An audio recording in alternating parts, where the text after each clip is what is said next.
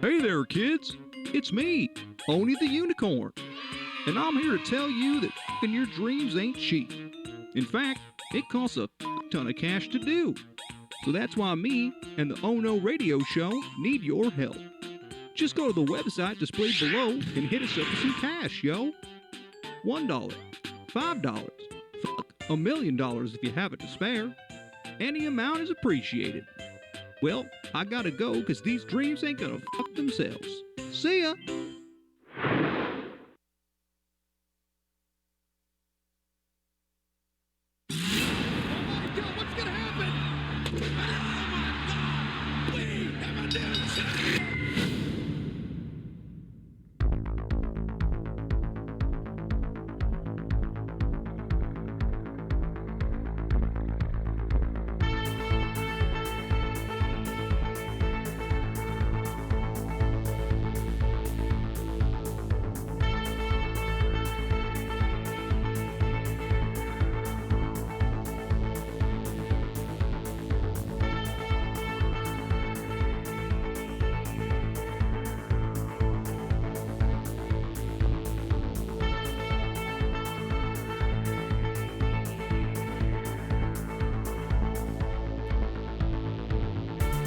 And welcome back to yet another edition of the Ohno Wrestling Podcast.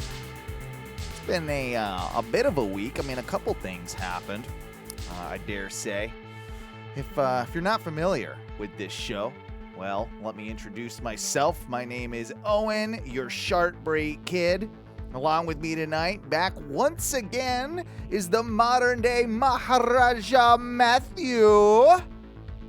And the reason that I am announcing him last is, well, because Duncan, the King of Bong Style, is our new predictions champion. Duncan, congratulations, my friend. Thank you. I like to call myself Donkey Drip Drip right now. Donkey Drip Drip. I like Drip it. Drip because laden in the gold and the flats. Yeah. And that was it was close. It was a close one. It was a well-fought victory. I would just like to congratulate the former champion. The reign of terror is over. We finally Look, got. I know he's coming for it. Man. Oh, I know he's coming for it. He's always in the title scene. You know who, Matthew?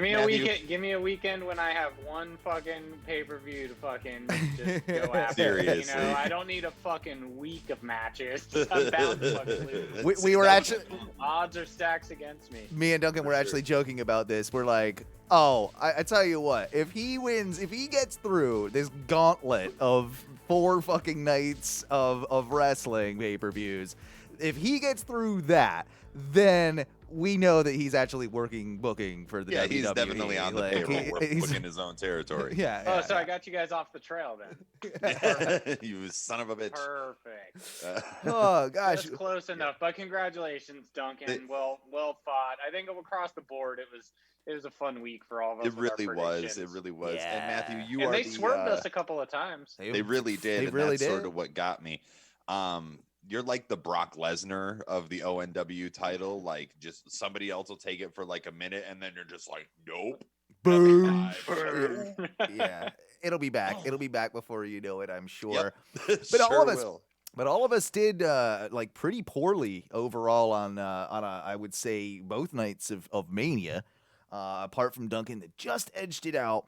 And I tell you what, I mean, Bobby Lashley must be your new best friend because Look, man, me and big beautiful bald Bobby Lashley, a big bald bitch, Bobby Lashley, big bald beautiful bastard. Night one, we actually all did over 50%. Like, yeah. Over 50%. Night two, we all sucked a big bag of dicks. We did. But yeah, dude, I honestly just picked Bobby Lashley because I'm just like, roll the dice. Let's see. I think, wasn't it like we all each chose one, and you were the one who started that trend? I feel like almost. I just started like I was just like, all right, random. Like, and it only happened a few times, but it definitely, like, the AJ almost worked out in your favor, right? Like, that was a definite. I was like, oh shit. I don't like it when ultimately the title came down to, for us, it came down to the Asuka and Rhea Ripley. Yep. And then the Yep. triple threat at the end of the night. Exactly. Yep. Exactly. So, and like, honestly, if Edge had won, you would still be the champion. You would have retained. You would have And retained. that was and I know, and that was the one. If you'll recall, you can actually go back and listen to it. That's actually that was the one. That was the one that I said, "Fuck it." Yeah. And I did it said, with I'm Asuka a little changing bit. I did it with because we Asuka. each did. Like I said, Duncan, you started it with Lashley, and then you kind of rolled through a couple of times and said, "I'm going off kilter here," and then we kind of said, like, Owen, you went like, "I'm going to go another way just to kind of make it interesting," and then at the end, I mean, I wanted to go Roman, and I said, "I'm going to go another way," you know.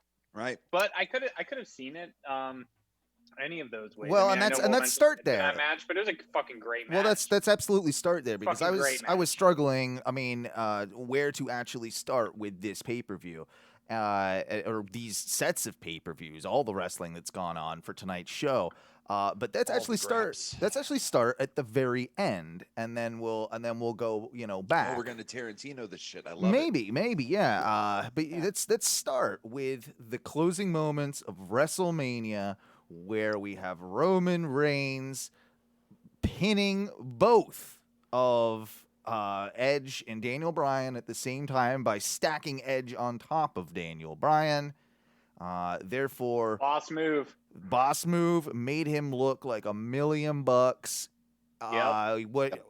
Overall, my opinion is that this was the 100% correct move for Roman for going forward with this character, and I was not let down by the match at all. I was very very happy with the match. So end of the day, we've got Roman now on top, and I wouldn't be surprised if he keeps it till next WrestleMania.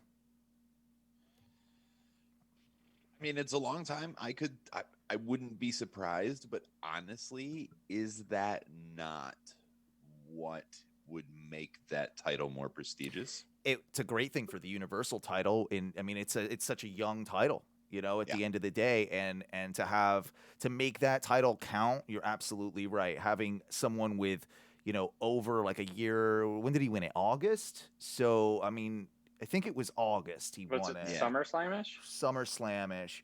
I tend to think that having over a year and a half run like that is something that hasn't been done on the main men's title picture in quite some time.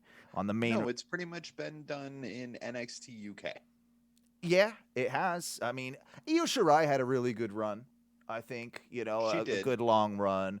I hate to butcher the statistics on that. I know there are a few, but it's all NXT. Like Adam Cole had a long ass run. Balor had a fairly lengthy run. Yeah, Pete Dunne, all that type of stuff. So, it does exist, but it hasn't existed on the main roster on any level. I mean, probably since Brock, I guess. Yeah. He would be the last one to have that monster run. And a lot of that was just because he didn't defend it. But True. Dude, like, who would have thought when we were all sitting in Orlando at Mania 33 and Roman beats The Undertaker and has that big pyro moment, and we're all just like, boo, Roman, boo. Who would have thought? Yep. 4 years later, we'd be booing him for the right reasons. Exactly. Like, he's gonna have that WrestleMania moment, but have the exact right kind of heat.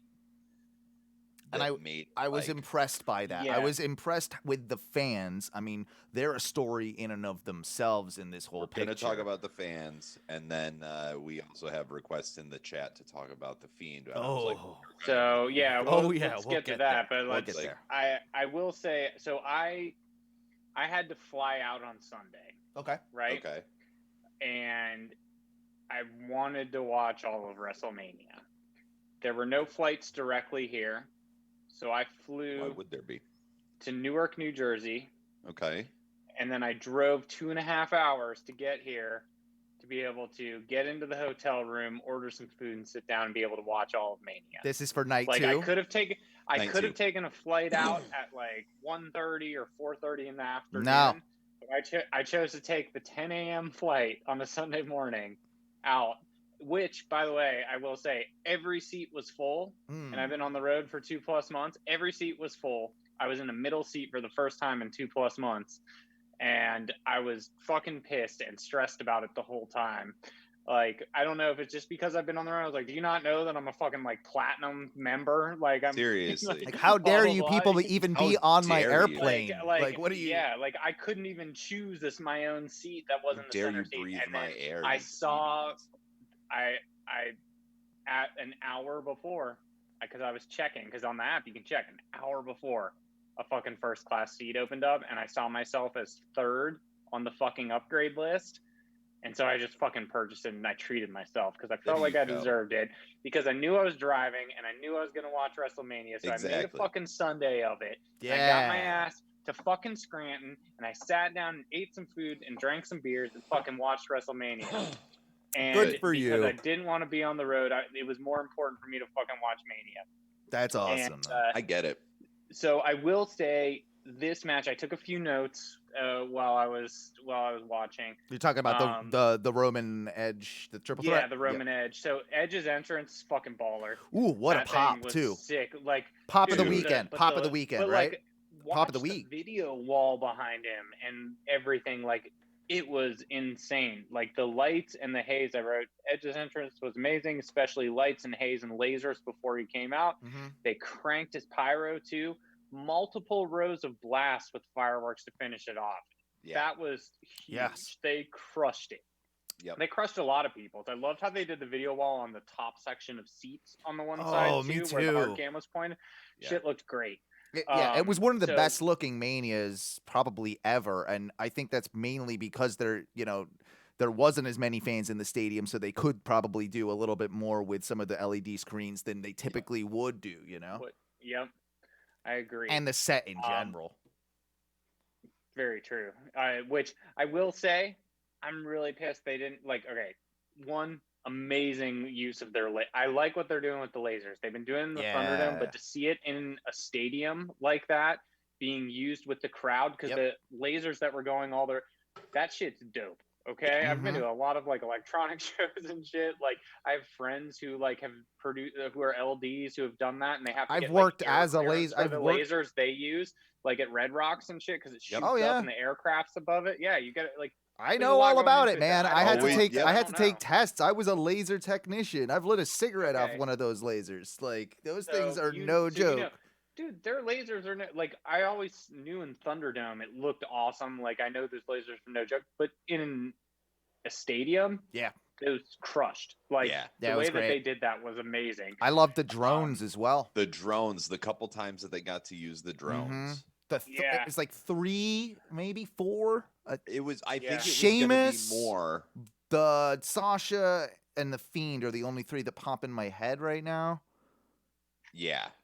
But Yeah, it but those things I that's think they that's a would've big done- that's a future thing. I think That's they a would have game done changer. more had it not been for the weather on Saturday. Absolutely. Yeah, I agree. I will say that the ship I thought was fucking really cool. I just wish they had put lights or lasers in the cannons or pyro to shoot out of the cannons. They had did. pyro, Like, but that it was my only weak. It was Yeah, they weak. had They did, just, but like, it was like Puffs. I wanted like a. Oh, they should you have had know, way more of a I- concussion with It those. should have been like ACDC's for those about to rock Yeah, tour when they had like exactly. big ass cannons come out. Fuck yeah.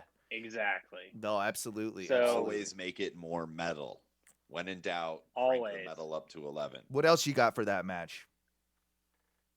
So I did say, I guess, still on entrances. I said Roman's entrance. I liked how Roman waited until the second drop. The Oh, yeah. second. And That I was, also again, liked baller Daniel move. Bryan's face with it too. His facial reactions of just like, "Oh, you cheeky bastard!" Like, yeah, Yep. you could see him Yep. like, "All right, you fuck face. Like, I know I what you're think doing." Daniel Exactly. Bryan's That facial- first dropped hit and he didn't walk out, and I was No. like, something's up. I was like, is he coming? And then they waited, and then that second drop came, and then he walked, and I was like, oh, okay. I was like, establishing the move. dominance, like good Baller storytelling move. right from the go, from the entrance, not even in the ring yet, and we're telling the story of the match. Dude, Daniel Bryan's facial expressions during that entire match were just fantastic.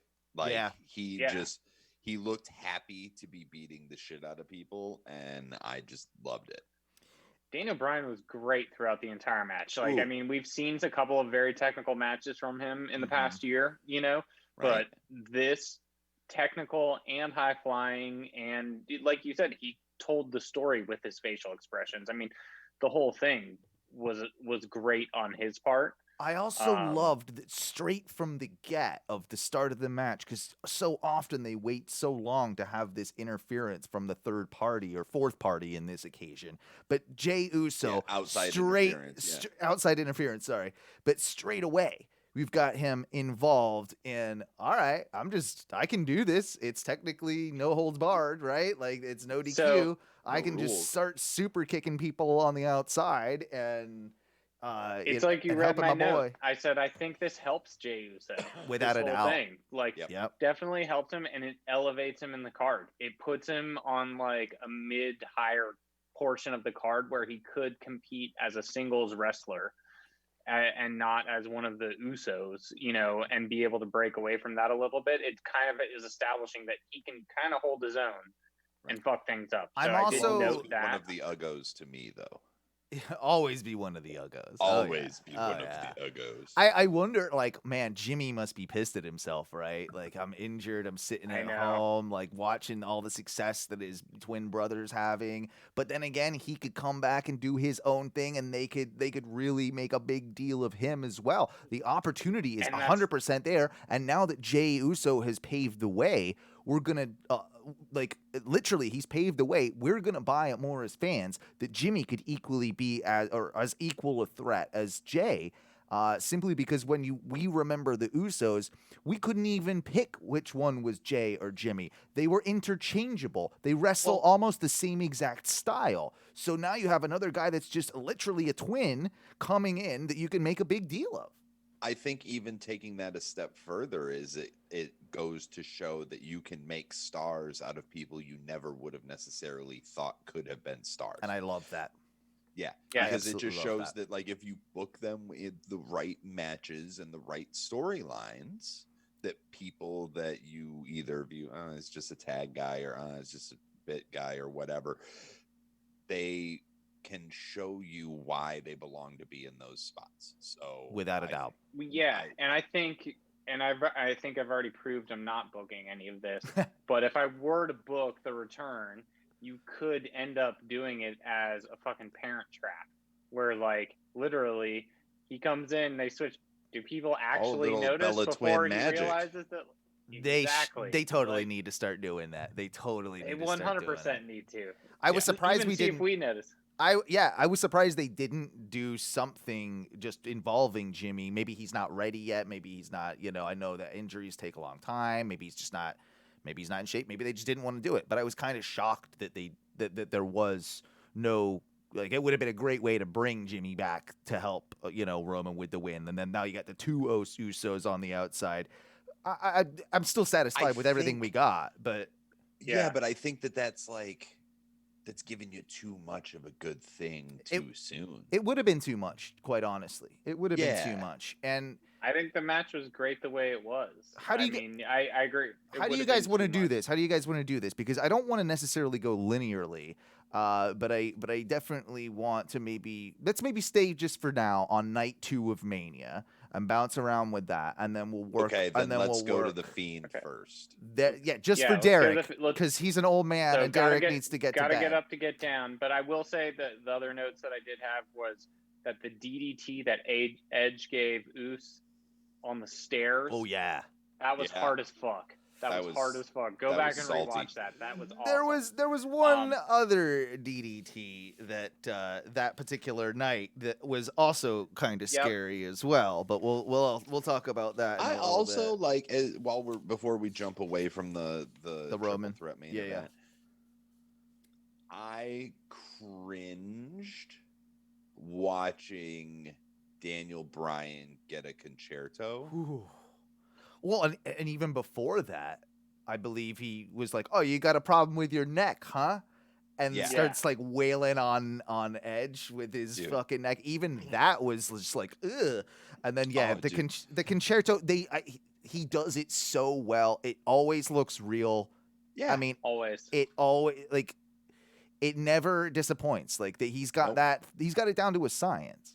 They do a really good camera cut too. They do. Right when it hits. Like it's the same like with Randy's punt kick or Seth's stop. They're so good with it. It's like such synchronicity with what he's doing in the ring and the way that they cut it. So I think even being there, the concerto, like I think it looks great from every angle, but on TV, I think you pair that with the way that they edit it and whoever's directing it and making that cut, they have it down to a science. They know it. Like they hold it till that final second. It's like right when the chair is hitting, it's like cut other angle. Yeah, I mean Kevin Dunn is good at what he does on occasion. And yeah, Derek, you are old. You're a grandfather. You're fucking like 40 years old and you're a grandfather. So therefore you're old. Like I know what's going on. I'm with him. Yeah. I'm with him. Look. I'm with Derek against me too. He is like trust me. Like Derek's a great human being. I believe it. But I'll say this. Just for him, we'll move on to the opener of night 2, which of course I think none of us would have guessed this would have opened night 2. No, not none in a of million us. years. Like I felt like this was probably going to go on third to last, second or third to last. You know, depending on how much love they wanted to give to the Asuka Rhea Ripley match. Now. I can't remember the last time, this started at the beginning of this Fiend match. I can't remember the last time I've seen Randy Orton in white and red. Like, so that was interesting. Someone on the internet has pointed out that if you really look at the two pieces of gear, his and Edge's are very similar in both color scheme and design. So they're maybe they're building up to do an RK. What was it? What do they call it when it's rated RKO? Rated RKO. Thank you. Well, so there was the rumor that Edge confirmed that before the injury is that this WrestleMania was going to be hold yourself, Edge versus Randy Orton at WrestleMania. So I cannot tell you how glad I am that is not what happened. You're telling me I could have gotten the greatest wrestling match ever, part two. Part two. That match was actually good. It's the other one that sucked. Yeah, the Iron Man, last man standing. Yeah. I will still never not talk shit about that whole program. As good as that greatest wrestling match ever in the world ever. As good as the greatest wrestling match ever was. Yeah, until there's the greatest wrestling match in the galaxy or something, I guess. I could not believe that they opened up with it. It was very bizarre, but because I think here's why. We were all assuming this was going to be at least partially cinematic and not. I was not. I was the only one who did not think that it was going to be cinematic. No, they're going to have an actual match, you know? Yep. What? Yep. And I originally thought that it was going to be just like a Randy getting squashed by the Fiend in like 3 minutes thing, which is what should have happened. But instead, the Fiend got lost in the same tunnel that the Weeknd was in for the halftime show at the Super Bowl. Yes. And then he turned into a Time Lord. Think so. And regenerated. That's the most accurate or most logical explanation of what has happened that I have come across yet. Maybe that hallway has maybe it's in a TARDIS and there's some sort of properties in there. Sure. best explanation I could think of. Okay, I don't, well, but I look. also don't care anymore with that. Like with the, No, we I just don't you gotta need accept reasons it's for everything. no, I don't need reasons. It's supernatural. It's supernatural wrestling shit. Like Did we need reasons when the Undertaker ascended out of the casket at the Royal Rumble after Yokozuna and Yeah. you know what I mean? We Like don't we need didn't. reasons. That's We're like- part of it. It's part of the allure of this sports entertainment. Yes. Like that's exactly what it is. And I there's people out there that shit all over the Crispy Fiend and all that stuff. And I I kind of wanted to see him wrestle as the Fried Fiend, but Dude, I love Kentucky Fried Fiend. but it does now you look at it like the whole outfit, the gimmick, it looks like it would be hard to wrestle in, like with Sure. the Even when he came out of the Jack in the Box at the beginning, when he first started walking around before he closed it, I was like, he did adjust the mask, but I was like, can he see? Because he's walking weird, and I was like, is that part of his character storytelling, or can he like really not? or is he see? scared of falling like, back in that hole? Like because that's what it Exactly, looked what I like to thought me. for a second. And I was like, that would be weird as Crispy Fiend because you have more body like armor stuff to like move around, right? Yeah. I will say this, Owen, I know your opinion from seeing some of the comments. Sure. I was able to hop Yeah. in to the group a little bit live at one point, and then as I slowly got like 5 minutes behind, I was like, I can't keep checking this because I want to be watching this live. And I had it on my iPad, which allowed me to pause because you can't do that on other things other than Apple on Peacock right now. Yeah, I can do it on Apple like TV, but I can't do it on anything else. But you couldn't do it on other things. So I will say that one, the Fiend, for me, I've realized works in segments and in storylines, and I'm into it. His matches are boring as fuck. Yep. Boring as fuck. Yep. The mandible claws and all that shit. Bray's matches were always a bit like that, though. That's what people tend to forget. But, even when he was cult leader Bray, he never had the greatest matches. I hate to break it to people. Like people seem to he's not a 5-star wrestler. No, and that's okay because he's used what he's good at. Storyline are what's good at, or what he's good at. Which someone could be great in the ring, but they can't fucking tell a story for shit in or outside of that ring, right? So without a doubt. 100% agree. That's the big thing because they built Bray Wyatt to be this huge fucking beast of a character. He even won the title, you remember? And like this whole storyline, everything with the Wyatt family. Mistake, and that's been my whole point throughout this whole thing. The first mistake that they made with him is that he was chasing gold. He should never have been put in that position. That's why this is okay. If his whole desire as the character and as the story is not to chase gold and not even to win matches. No. He's there to inflict mental and physical pain of any description. That is what the Fiend is there to do. And this is why that it did not matter as much as people think that he lost to Randy Orton.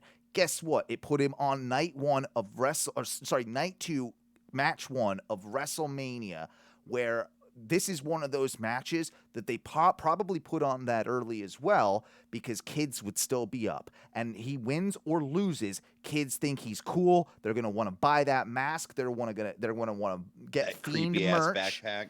They're gonna want something of the Fiend because he. 100 That is what they are doing. The Fiend is not even a heel. Let's remember that too. He is actually a face, really, in the grand scheme of things, in the whole concept of heels and faces. And so that's why the argument that like Bawa, they just buried the Fiend. He lost the match to Randy Orton. Fuck you. You're an idiot. It doesn't matter. He's literally one of the only guys that it doesn't matter.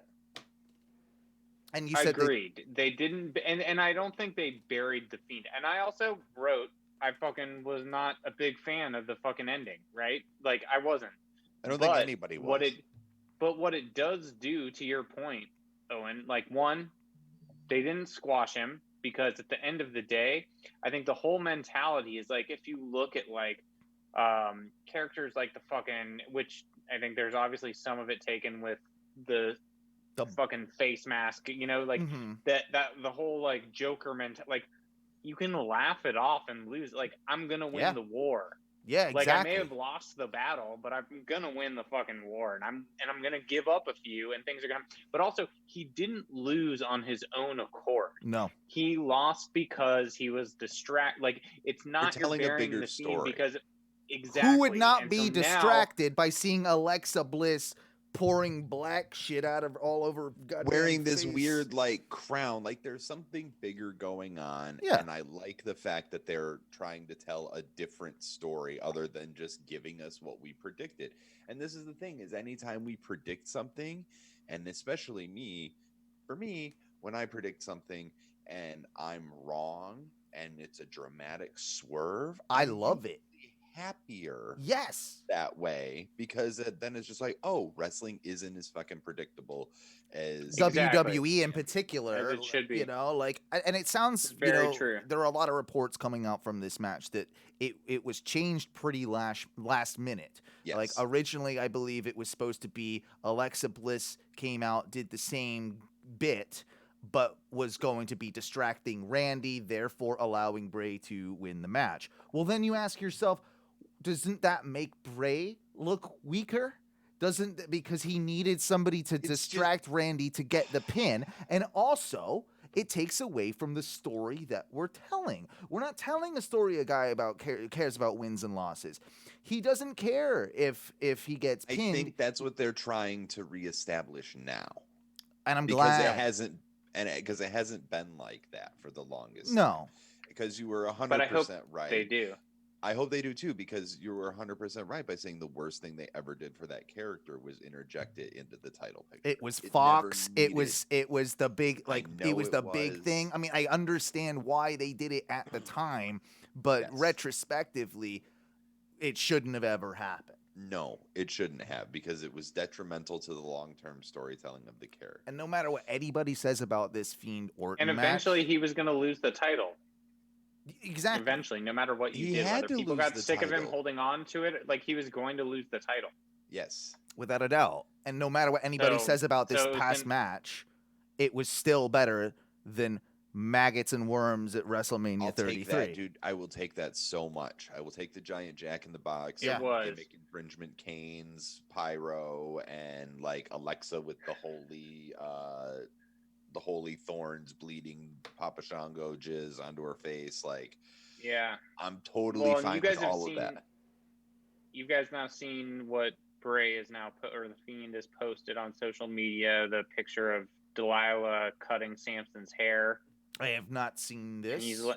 it's now he's thrown out a biblical reference. Yep. So you look at the story, it's like whatever. Well, I don't know and he actually the full did- story, but like God gave fucking Samson a bunch of power and strength and shit Samson's as long as he power didn't cut his was hair. in his And was in his hair, and then they sent Delilah, and Delilah came in and she fucking seduced him and cut his hair in his sleep or some shit, right? Yeah, Yeah. like she was like she. So he posted a picture of Delilah cutting Samson's hair, like while he slept. Chat room, Derek saying, I feel like the WWE is forcing Bray down viewers' throats and they aren't using Alexa Bliss very well.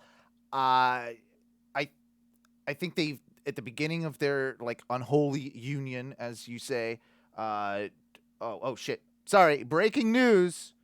I think Kushida just won no, goddamn it, what's the his- North American the- title. No, the cruiserweight from Santos. Really? I think The CWC, huh? yeah, I think that just happened. I have NXT on as it's now moved to Tuesdays. I have it on just on mute in the background, and I just saw Nice. I just saw that. So sorry. What was I saying? I was saying something relevant, I think.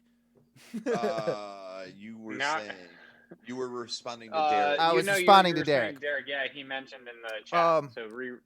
I think ultimately they used the Alexa Bliss and the Unholy Union with Bray very well in the beginning. I think that it has gone a little bit south, and they're just kind of like they're maybe stretching it. But I think that there's a greater goal at the end, and I think that with the stories that we know Bray wants to tell and is apt to tell, we will get there. I think now we're gonna weirdly move Bray in even the Fiend into a more sympathetic character, This is going to then elevate Alexa Bliss. This is going to have Alexa Bliss become get back in the ring, and I think do a lot of good for the women's division on Raw.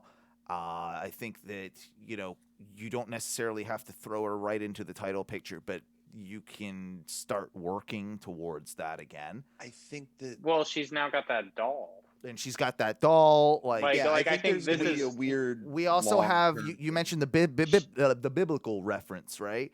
And on this last night's Raw, Bray was very apt to be doing in the Funhouse. He was doing a thing where he was, "I'm born again," like a Southern preacher and stuff. And he was. I think she's going to be the one who and he thought it was or everyone thought she was Sister Abigail or had this and right. The whole thing is that she didn't she had a much darker, more sinister plan, so she fucking teamed and she was behind it all along type thing, she was in control the whole time rather than she's a little bit smarter than we all fucking gave her credit for type thing, which makes her eventually look strong. I think you get there. I do want to say I also hate the red lights. Yeah, me too. During the full match. I said, but I did write this, and I wanted to get your guys' opinion on this. So first I wrote, what do you all think of the red lights? So I'm not a huge fan. I'm okay with it for Mania, I guess, but it shouldn't be an every match thing. I know they've done with him a few times. Think about Seth and Bray, or Seth and the Fiend, things that's where we first started seeing this. But then I thought about it, and I'm now for the second time going to go into my LD mode, not Larry David, lighting designer, and say, what would you guys thought of if they did this? Because you can't do something super, super cinematic in front of people, right? But you can bring that sense of, and you guys horror work movie, in the entertainment industry, So what if you did, because you mentioned Randy wearing white, right? So this whole thing where he was wearing white, he was going into the dark, it was this light versus dark. What would you have thought of when they first started going? It was red, Bray's in control. Randy gets a hit in, and there's a strobe of fucking white. Okay. Right? As it shifts, it gradually. And every time it shifts, right? I love that. Too much. And I was back and forth with the red and white. And then once it levels out, instead of expecting that every time, you then do the red, and then you have white mixed in, and now you're just in the match instead of just full on red. I love this idea. I love this idea. I love that idea because it's almost like a video game. When you get shot so many times and your eyes start turning blood red, because you're dying and all that type of thing. And the screen starts turning red. Yeah. I love that concept. I think that's great. I'll throw you a second one on this because I thought about this too, and I will say I still didn't love it with the red in this match, but I think it was less invasive than they've done it in the past. It was a slightly different hue of red, and they definitely had a little bit more. I could see more than it that Hell in the Cell match with Seth Rollins. It wasn't as deep and dark of a red. It was a little bit more pink, I guess, or a little lighter. That I could see a little bit more, which helped.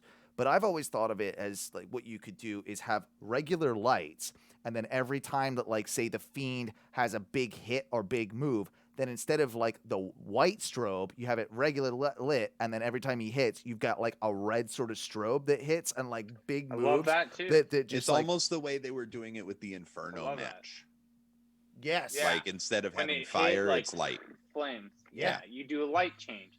And that's what I was thinking. If you're going to do a Fiend and everyone thinks he's going to destroy, do it all red and then do the white. But to Owen's point, you could do regular lights and you could do red flashes when he hits, and you could do white flashes when Randy do back hits. and forth. Back and forth. I like that. And it builds in and either then at way. a certain point you mix, which means you're in, and then eventually those ones start popping again, depending on where the match is taking you, right? Yeah. But you let it mix, so it's not all. That's a really cool not idea. Not throughout the entire match.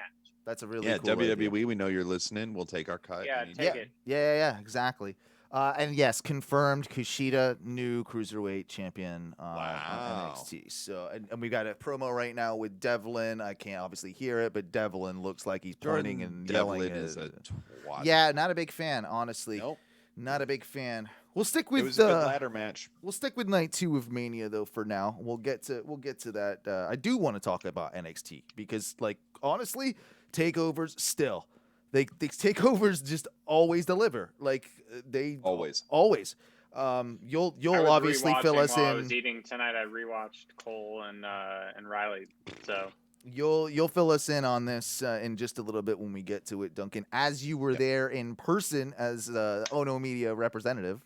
That's right. Yeah. Damn right. But okay. Other big takeaways from night 2. I'll throw that to you guys. What do you guys want to?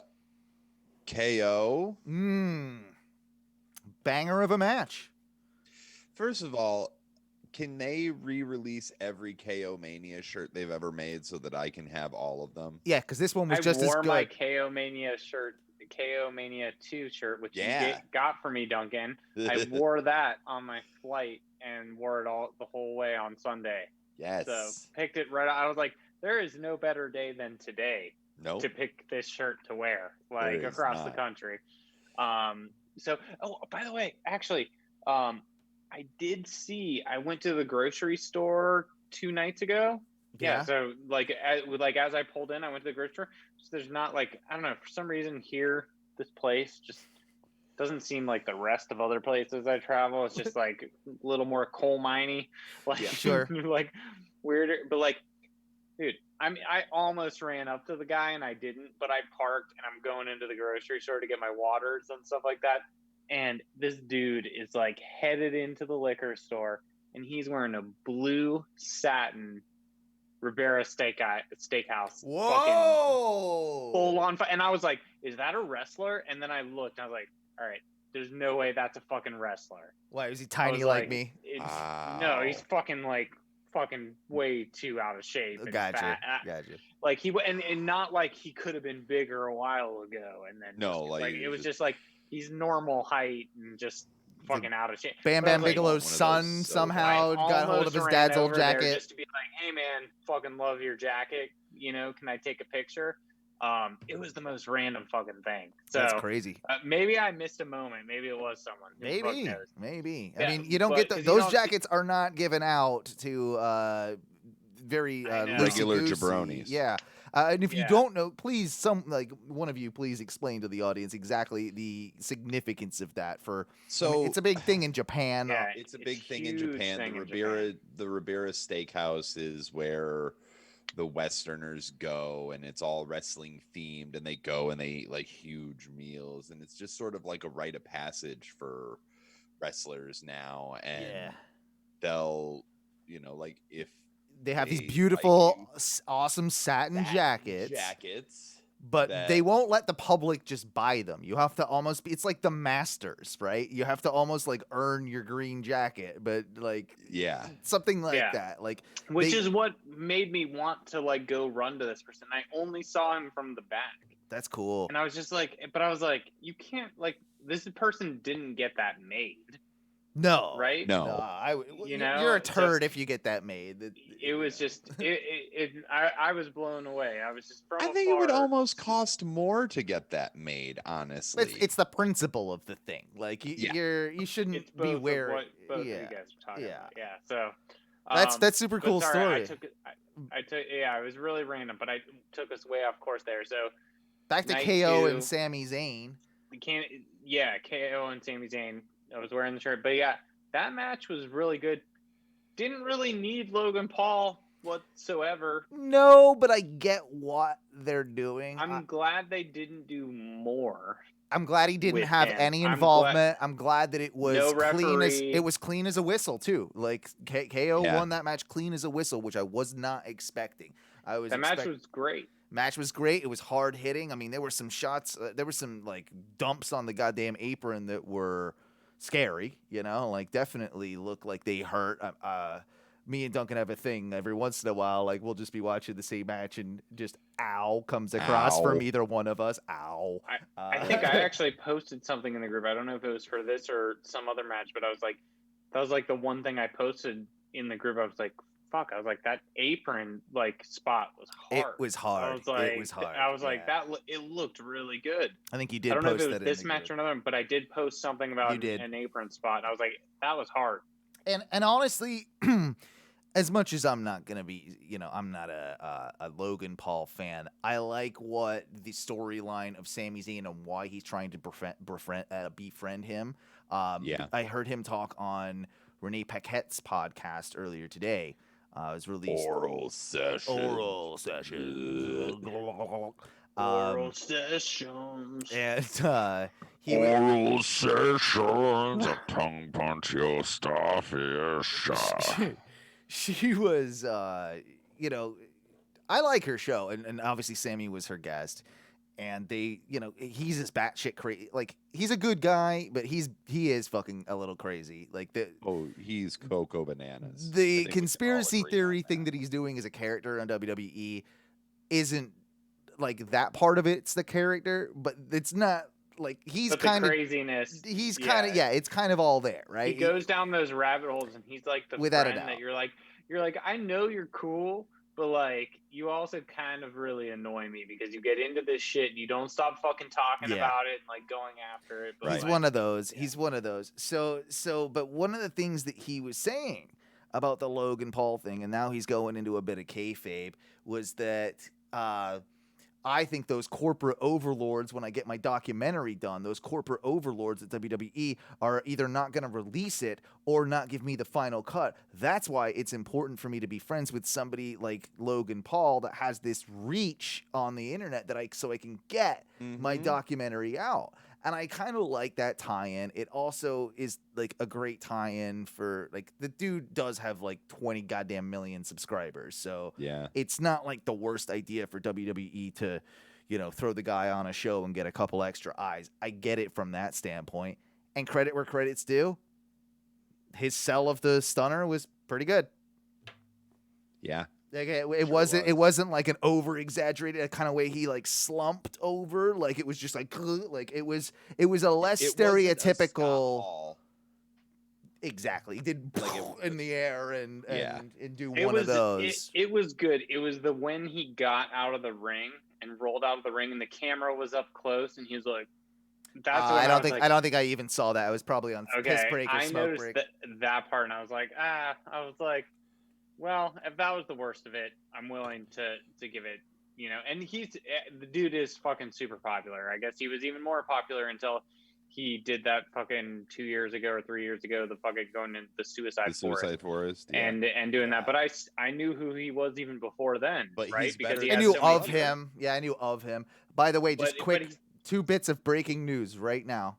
We had Taya Valkyrie stepping up to AKA Frankie Monet. stepping up to, that's going to take me a while, stepping up to Raquel Gonzalez on her first appearance at I like NXT. it. And I like now we just had Rhea Ripley walk out with her Raw Women's Championship. So they're doing something with something. I like it. And Also, like we'll have to Other check breaking that out. news is there is somebody selling replica Ribera Steakhouse Oh, jackets. still $124.99. Yeah, but there's 4 different but it's What are the full color on. options? You got black, red, blue, and navy. You got to go blue, right? Well, the blue. The navy is sort the of- navy the Sex This- Ferguson navy. This dude's was like, it was like a baby blue. Okay, now we Was got it Bianca. We got Bianca on the show now too, coming Is out. it By that the way, kind of blue?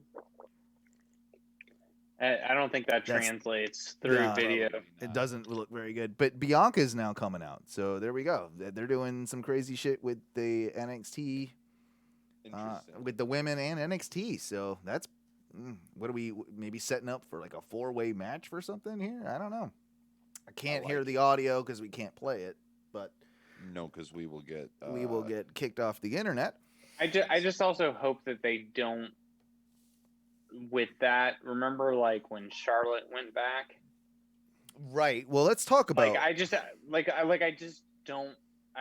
don't want them to have this like go back lean on like Oh no, And all three of them these just women- like cheered their belts, so I think they're all Okay, friends. I'm like, okay, so they probably like big up to NXT. They helped us. they were probably maybe all the. that's I their- think they're probably all the same PC class. Is maybe what they're doing. Like maybe they kind of came in around the same time. That And- does make sense. And then therefore, like all three of them are like, "Hey, we came up I- together. We're all champions." That seems probably pretty I logical. think as to across what the they're board doing. it helps. I think it helps NXT. It also is going to boost ratings. I mean, it wasn't advertised, but Yeah, I think we got a big I think hug in the ring from the three of them. I think regardless, just don't. Now is the time. If you're going to have these women who you just fucking built into, because they are badasses, and gave them the titles, you do not need them leaning back and going. You need to establish them as on these brands as these fucking championships. Like they are now. Yep. Okay, this was whatever this was. We didn't listen to it or whatever. Great. Now you're fucking done. Like, and now establish yourself and do this. Like, unless you're going to consistently go back and forth, and NXT is a third brand that you are no longer treating as a separate brand and as like a minor league, like building up, then stop the fucking doing that shit. Yeah, exactly. You need to establish. It's all these or women- nothing. That's a good nod. They deserve the nod. It probably means a lot for them to go back. You can't do that with everyone. No. You can't do that with Keith Lee when he wins a fucking title. You can't do that with other If people. Keith Like Lee is ever gonna win a title, exactly, but as an example, but you can't do it consistently. Okay, Adam Cole, when he goes to the fucking main roster and wins the title, can't come back and be like, I love NXT. Yeah, You know? yeah. We Leave that fucking alone. got it. Leave That's that why alone. you're up here. Understand why they're doing it tonight because it's like the first night on under- Tuesdays, but that'd be about that. But let's talk a little bit more about Asuka and Rhea Ripley at Mania, like because am I the only one that felt like that match was a little disjointed, like that they don't have, like they do at times, but the overall like synergy and connection. I don't think it was 100% there, and I would echo that sentiment for their match on last night's Raw, the rematch on Raw as well. well, Like, the rematch on Raw was a little bit smozzy anyway. Well, Like, you didn't but expect it. it was before it was schmozzy. They still weren't like clicking in the way that I would have maybe expected them to. How many times have they been in the ring together? I think probably the Mania one might have been one of the first times, right? Like, so yeah, a lot to ask of them. I still thought the match was very serviceable. I did not enjoy it. I was just scared for that one bump. This is the other DDT bump that I was very scared for. That I mentioned earlier. Was brought up with Daniel Bryan, but that bump that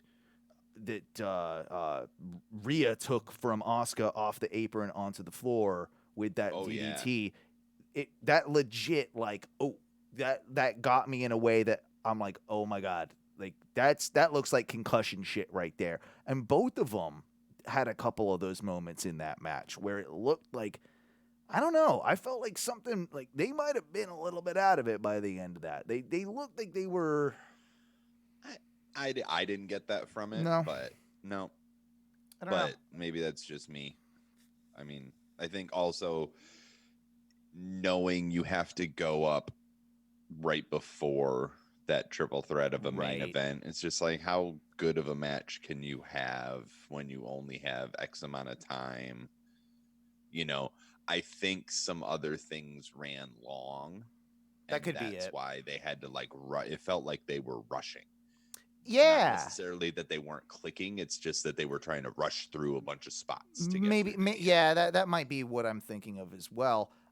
I'm not a huge fan that last night we have, the big return on Monday Night Raw of Charlotte coming back and interjecting herself like basically into that feud. And I love Charlotte. She's great at what she does.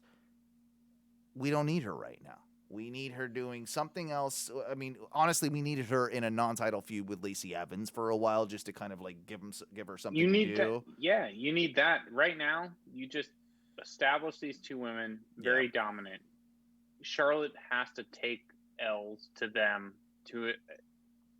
if she's going to be in matches. She has to take an L to Rhea, but like imagine, unquestionably. I know, But what she could do is do I was saying, like the switching back to NXT. This would be the time to have someone who's been gone for a while show up in NXT, be in NXT for a little bit, and has already been so established they can jump over at a certain point and possibly bring someone with them, or at least bring that. She doesn't need to win a title in NXT. That's not what I'm saying. You're saying, She can but do have Charlotte go. Charlotte is good. Charlotte is good enough to do a storyline, right? That has a payoff that allows her to walk away or do something in a match that allows her to then come back to the main roster while allowing these women to continue to build themselves off of the momentum that they've done. There is also the argument that who else is in the women's, I mean, they have plenty of women, but like, who else is of that caliber that should be challenging them? But that's the thing, is they only keep recycling the same 4 women through the title picture no matter what. Yeah. So like, yeah, you could send Charlotte back down to NXT. I think that would have worked better if Io Shirai still had the belt, because then it's like, who hasn't Io Shirai beaten on who? But in fairness, if rumors are true and Io Shirai is coming up to the main roster, Io Shirai, Charlotte in a non-title feud would work. Yeah, but Charlotte's not going to be in a non-title feud because she's a fucking egomaniac and she has to be involved in the main title picture. Think so? But that's what I'm saying. Yeah. Booking out the window, this is a great time to have her not do that. I agree. I do not think that her ego will allow for it. The difference between Vince's ego is bigger. Yeah, but I also think that the difference bigger than between Flair's too. The difference between Ric Flair and Charlotte Flair is that Ric Flair had no problem losing matches. Charlotte Flair has a big problem losing matches. Yeah. So, but if we're not even halfway through night 1 of 4, so we have to zip through this. We absolutely honestly do. The Riddle Sheamus match, whatever, finish was cool. Was cool. None of us were expecting it, but at the same time, I think Sheamus has been doing great work lately. And the reason for that was apparently because Riddle was never supposed to win the title in the first place, because it was supposed to be Keith Lee, who has disappeared, and he's hanging out and catering with Aleister Black. Yeah, they're doing black magic and eating fried chicken. Yes. And Big E Apollo Crews wasn't exactly. There's rumors there's injury there, though. There's something going on with Keith. Yeah, there's something going on with Keith Lee, but it's not nearly he's not injured, and neither is Aleister Black. Like, they're just, I think that he had a COVID scare, and ever since then they just have been gun shy with him. Yeah, you might be right about that. I will say that I kind of enjoyed the interference by Dabba-Kato, whatever the hell we call him. Babatunde. Now he's going to be something like, I forgot the trademark already, but like there's rumors he's like Captain something or other. Captain Insano? No, yeah, I don't fucking know. Captain, it's A-Z. Aziz? It's like Captain. Yeah, Captain Aziz. So obviously Apollo Crews and him are of aligned. I thought it was a decent way to get the belt off Big E, if in fact the idea is to then push Big E, which may be something we can tackle at the end of the show or on a different show. Let's not even bother really talking about Nia Jax and Tag Team Turmoil winners because it's not worth it, apart from a nip slip on the night before and kind of a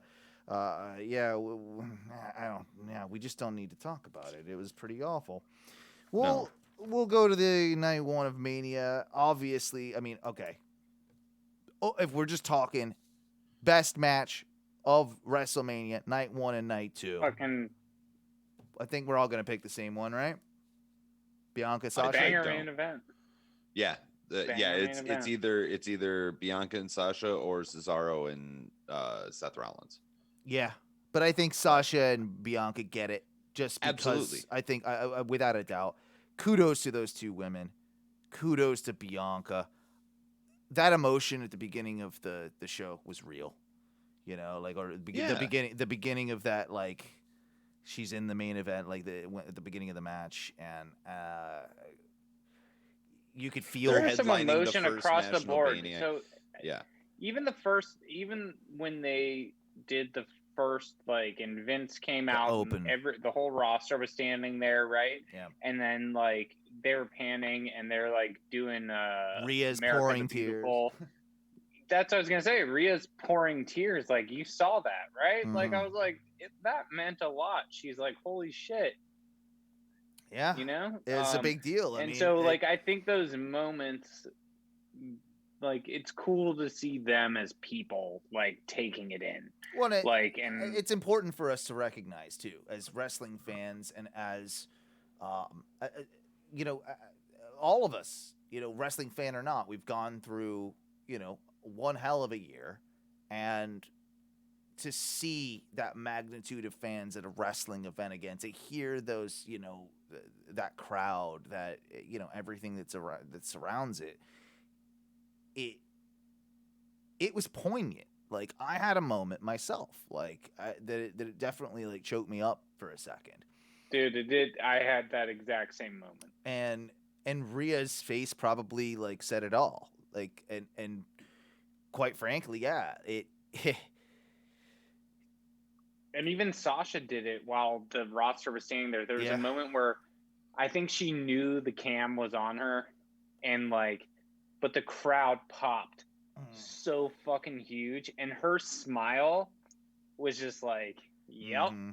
It's happening. We're back, baby. It was just like, yeah, I feel and this. Then God said, like, hey, and I fucking felt that. Yeah. And we'll just I mean, we're all over the place tonight anyway, but let's just tackle that for a second. How well did they do? I mean, it showed how, like, just good. Wrestlemania? Yeah. Oh, God. Thank you, Michael Cole. Fuck you, Michael Cole.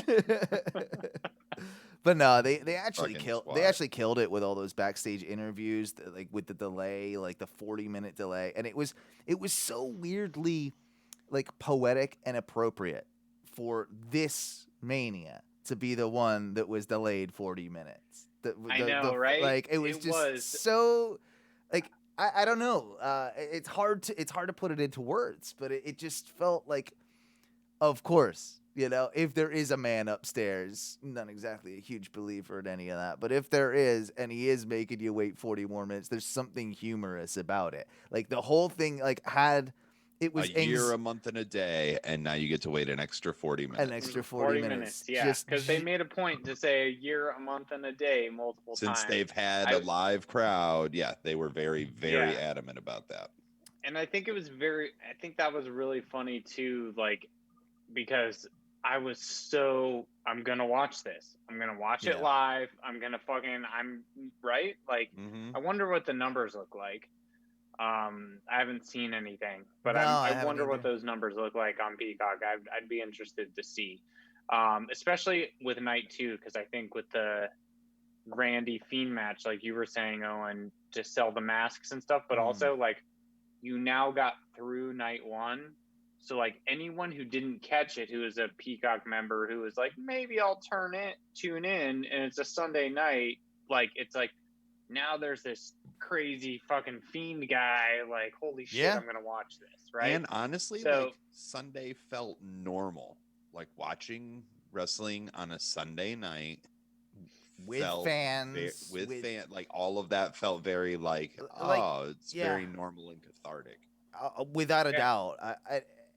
I can't, you know, stress enough how much credit in my mind goes to that.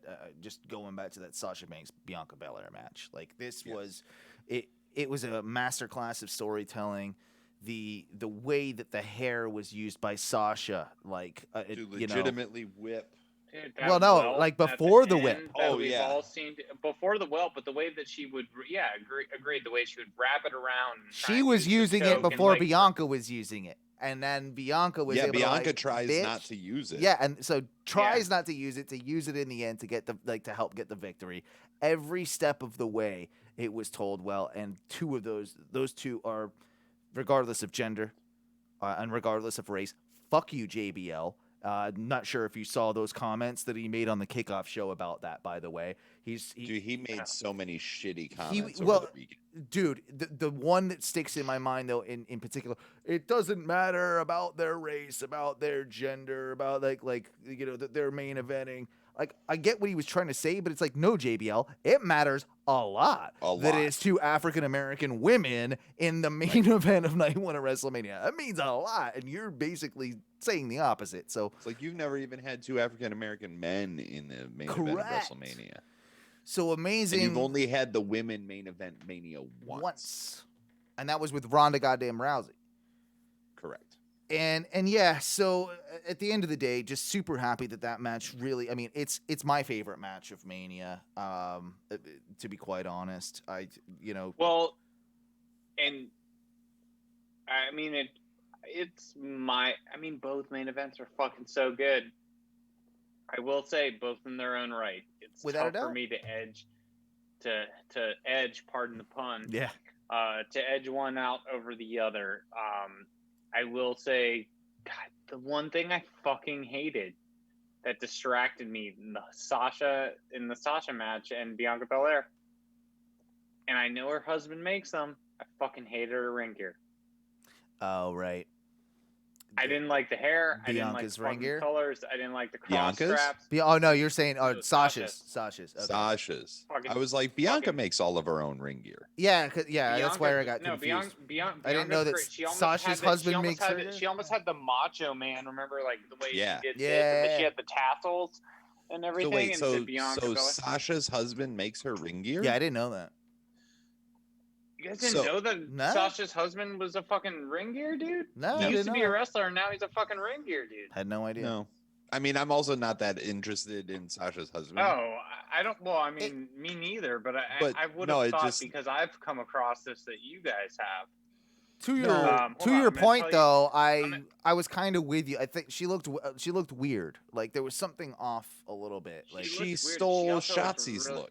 yeah, it was very Shotzi. Like with the hair, color and It The was hair and the very black and the Shotzi. green. Black and the It was green. very, and I think it was just like for Shotzi, I'm into it because that's the thing.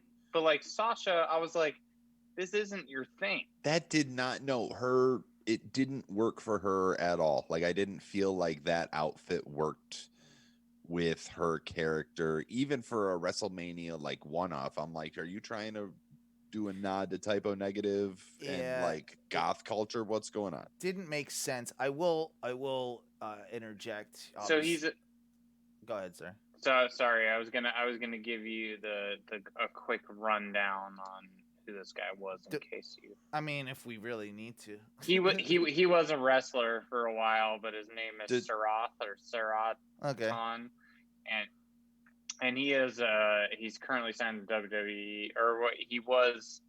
Mikaze was his wrestling when he was signed under WWE, All right. but he's now a costume designer and he does a bunch of the wrestlers' costumes. Okay. Good for him. Good for him. Good for him. It's just, like I don't care about her husband. I don't care about Alexa Bliss's fiance. I don't care No. about, you know what I mean? I'll tell you Like, one fiance I do care about though, and that's Montez Ford. And I thought it was super awesome that Yeah. after the cameras went off air, there's the shot of him with her on her shoulders. Yep. And, No, that was great. you heard reports that apparently he carried her to the back, kind of like I watched the video. of I it. haven't seen that video. No. It was like he literally like she took her last moment in, and then he like picked her up like a newlywed and carried her over but he carried her back into Gorilla. That's cool. Like from the stage type thing, like carried her. That's awesome. That's awesome. And good for those So- two just to be able to share that moment together, you know, like yeah. what a I'll beautiful say thing. my sleeper match of night one for Mania was Lashley Drew. Yeah, it wasn't bad by any means. It was a solid match. I expected a little bit more. I don't know why, but I guess it was just the unexpected finish. Like I expected it to go out with more of a big bang rather than Drew passing out, you know? Like I expected it to be And I think that's why I liked it. maybe And then because I don't hate you for was- liking it by any means. I was so expecting it to just be like, oh, here's Drew, and he's gonna hit the Claymore kick, and it's gonna be like, yeah. and I just like, no part of me wanted to see Drew win that match at Mania because it's just like your window has closed. Earn it again. It wasn't until day of that, And that, I think I agreed with you. Like it Yeah. it was me literally too. day of. Me too. That's when I realized that was the perfect choice. Like Yeah. watching that match and the end of it, like I was like, "Yep, Duncan was right. Made sense." I was like, I don't know why, like made sense, but I think also the match, for what you're saying, Owen, is, it needed a little bit. There was something missing. For me, there was something missing, but that doesn't take away from the fact that it was two big dudes putting on a good match. Mhm. Yep. And putting on a match that had good spots, good storytelling, those things. I think the passing out and stuff helps save Drew. I have a couple of other coworkers at this starting to hotel lean right on now, that and a I little too much. was trying to watch exactly, and they are starting to lean on that a little too much. Yeah. But I didn't catch a lot of Raw last night. I caught like the very end, so like my whole thing, because it turned out there were a bunch of people who I work with here at this hotel this week, and so like I ended up having to like stay down in the lobby eating and stuff like that for like way longer. So regardless, I ended up coming up, and it was like the very end, and I was like, really? I was like, fucking, like Drew is now dealing with Braun. I was like, really? And then Randy showed up, which I was like, okay, this kind of saves this whole thing for me. I never thought I would have said that. Yeah. Oh my I'm God, also Randy still bored. actually helped. I'm also I'm also still bored with it. But what do you guys think with the rumor? Like the whole thing was, especially with the rumors for the Fiend Randy Orton match, was like Randy's going to go away for a while. Doesn't seem like Randy's going away for a while at all. Maybe he will now though. Like after this loss. Like they don't. Maybe, but it just seems like such a. It seems like you got to have a bigger loss to go away to, right?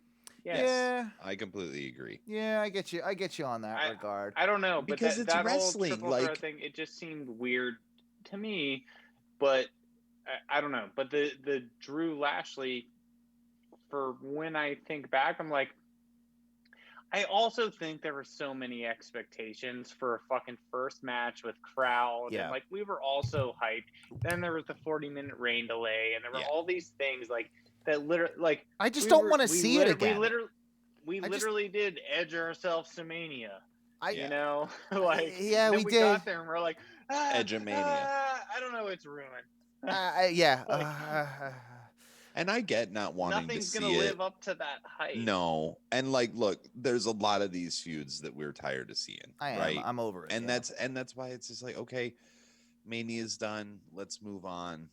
Right? Like, yeah. Yeah. But we still have WrestleMania Backlash.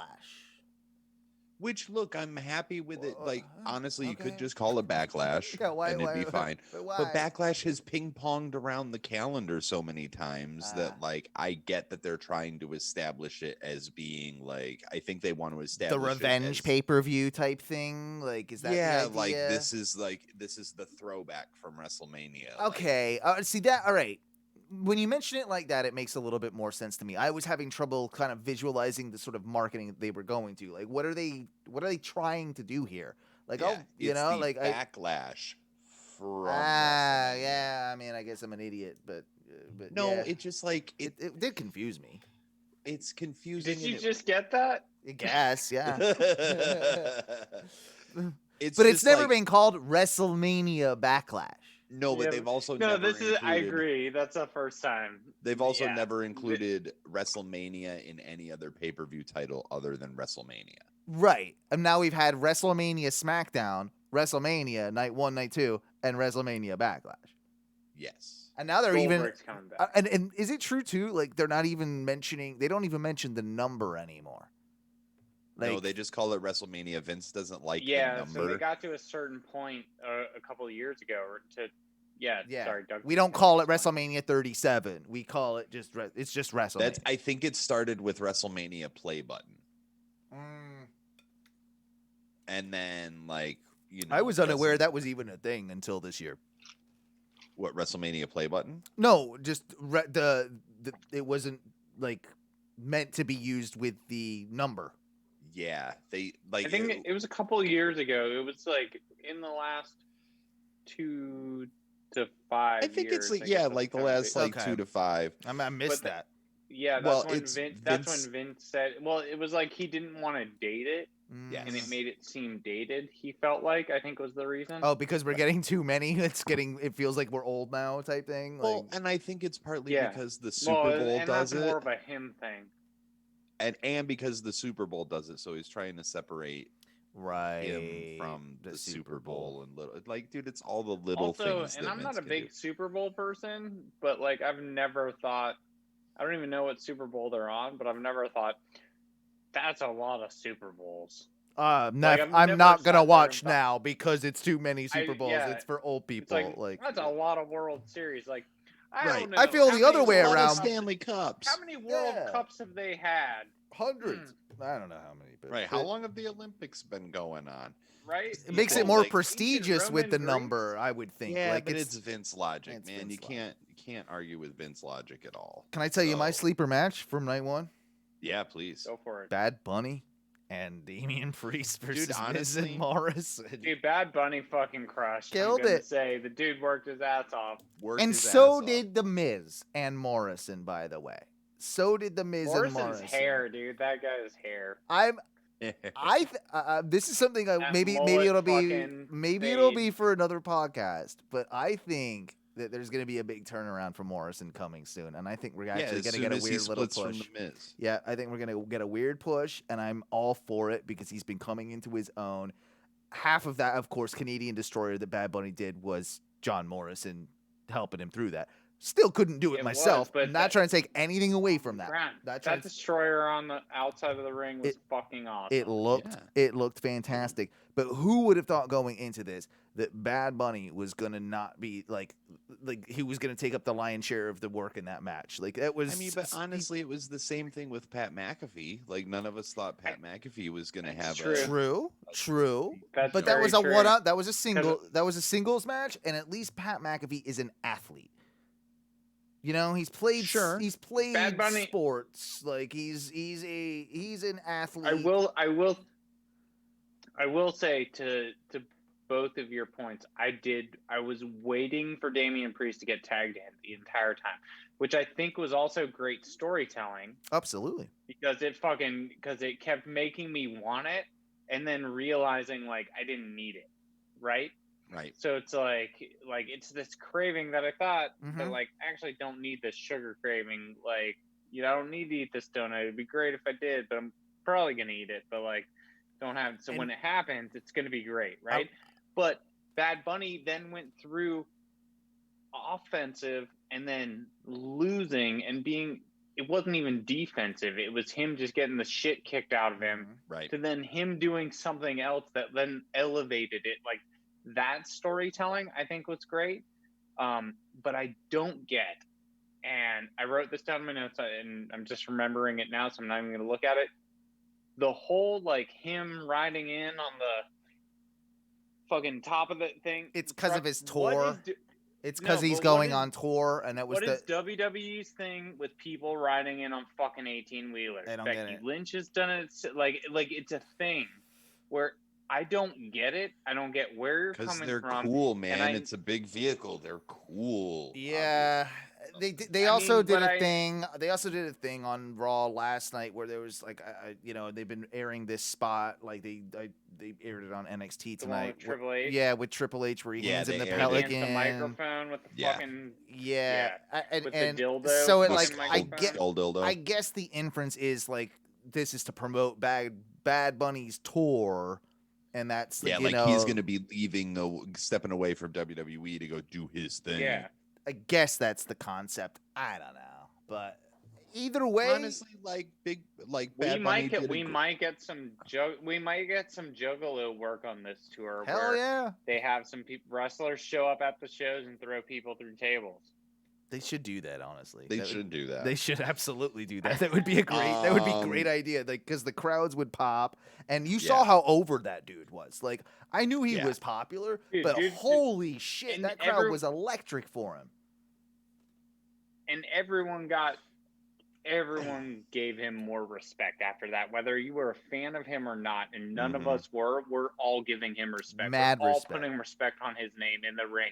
Don't give a fuck about your music career. I don't know it. Like, I respect the fact that it's not for us. millions We of just have people to know accept it. it's not for It's us. I'm older. I don't fucking know. No. But like, you went in the ring and you fucking worked and you entertained me. So fucking kudos. Yeah, kudos, and you respect the business, which goes a long way with all of us, I'm sure. Yep. Cesaro and Seth Rollins deserve some respect as well. Yeah, that was a great match. I also got to say, everybody should just chill the fuck out on ragging on wrestlers who slipped on the entrance ramp. Oh God, when it's raining and you're in wrestling boots, fuck you.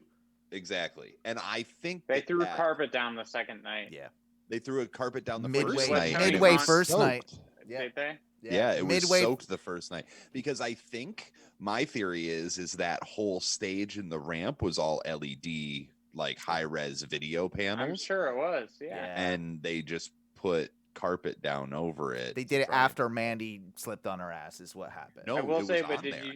Oh, was it there? It was there. Did you see Randy the second night after Mandy, like that night when he was walking down halfway down, he actually like stuck his foot down and like pretended to slip and then was like, I must have missed that. And then like AJ did almost bust his ass. Yes, he did. Okay. It fucked up his Randy entrance a little bit with his timing Randy and everything.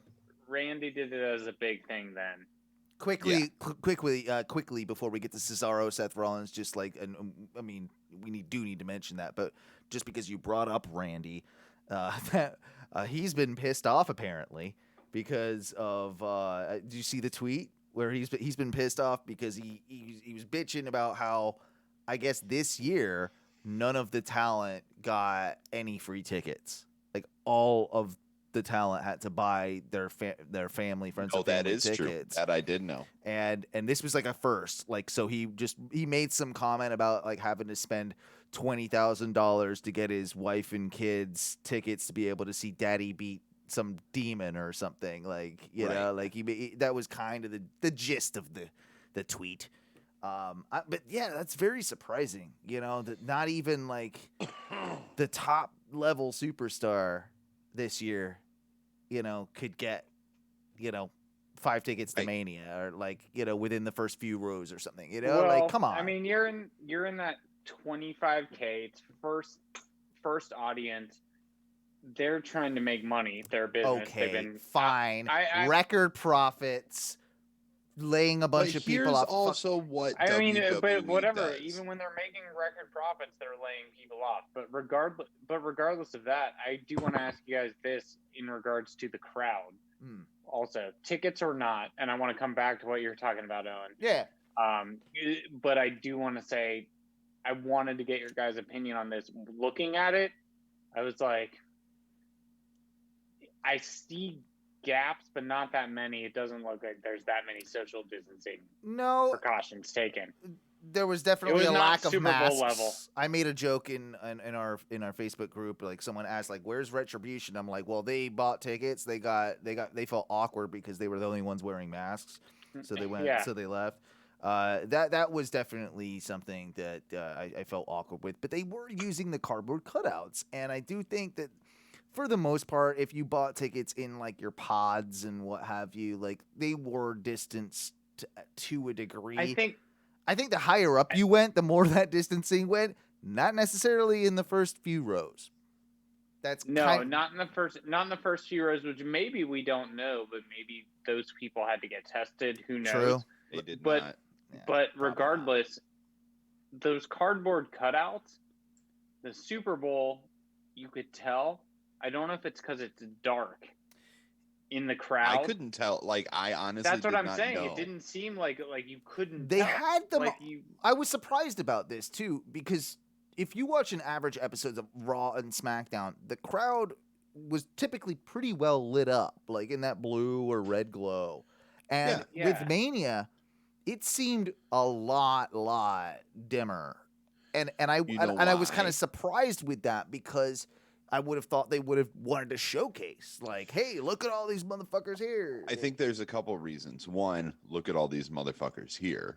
Right. Look at all these motherfuckers. It goes both not ways with wearing that one. masks. And also, like, how much did people chant and bitch when we were at WrestleMania? When the And light the lights were like the crowd warmers were on the crowd. Like, people get really mad about that shit. So I kind of get it. Going back to the cardboard cutouts, couldn't tell they were there at fucking all. I just think it looks better when it's darker. I do think it looks That better when helps it's us dark. all. make Absolutely sure would that- agree with that. I like, And regardless of I think COVID, it- all the I think crowds, it- like, just as an aesthetic, it looked I think cooler. it worked. It looked I think it cooler. worked. Yeah. And I would like to go back real quick talking about the whole ticket thing. Like, yes, they're trying to make money. What WWE does and has always done for families is they're not out there the entire show. The families They are cycle hanging them out through a back, certain, like, section of seats and stuff. and they come out, like, they bring them out, they watch their people's match, they take them back. You Well, know what I mean? that's a great idea, though. Yeah. Yeah. So for them to not have that at all this year, Which is kind of bizarre. it's not just bizarre, like, that's fucked up. Yeah. Like, Yeah. the amount of tickets that the Super Bowl, even though they were still running a limited capacity, the amount of tickets that the teams gave away is still, like, you know, WWE would not have been hurting had they given their wrestlers, you know, the ability to bring their family to the show. No, I think they could have made a section of 20 seats available to be able to cycle a few groups through for each match or 100%. whatever. Because you know like- those seats are always going to be full Yeah. anyway. Yeah. Right. So even if you cut to it, Exactly. So point well taken. Cesaro Rollins, though, so happy So for good. Cesaro. You could see the emotion on his face after that victory as well. That was one of those just like a little touching moments that he deserved. And that UFO, that fucking Oh, yeah. UFO, I'm gonna literally like spin you on my head right now. Like how like that thing is ridiculous. Eh, Like, I eh, saw him do that, I was like, what the fuck? yeah. He's good. He's wonderful. He's great. Do you think they Like, do I'm glad- anything with him now, or is that No. do we get what we got? Like, I think we get what we got. I hope we get more. I'm kind of with you on it. I really hope we're wrong, but Honestly, you know what you do now? Give me Cesaro Sheamus for the U.S. title. There you wow. I go. mean, Fucking, I dig it. yeah. I dig it. How Even could you if it's- not? That's Even if great. it's like just a respect thing, like, hey, yes. you're my former partner. Like, we've had a 7 series. Like, we respect each other. I will put my title on the line against you and see who's the better man, and like just have a good old fashioned fucking wrestling match. Yep.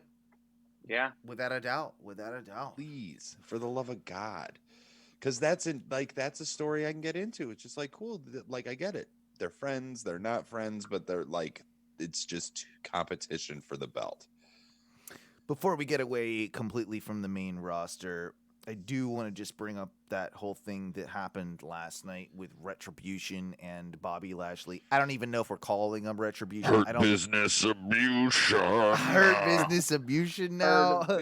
Well, It's I don't retro know. business, I think. Okay, that works too. I actually kind of like retro business. I like it. I could fuck with it.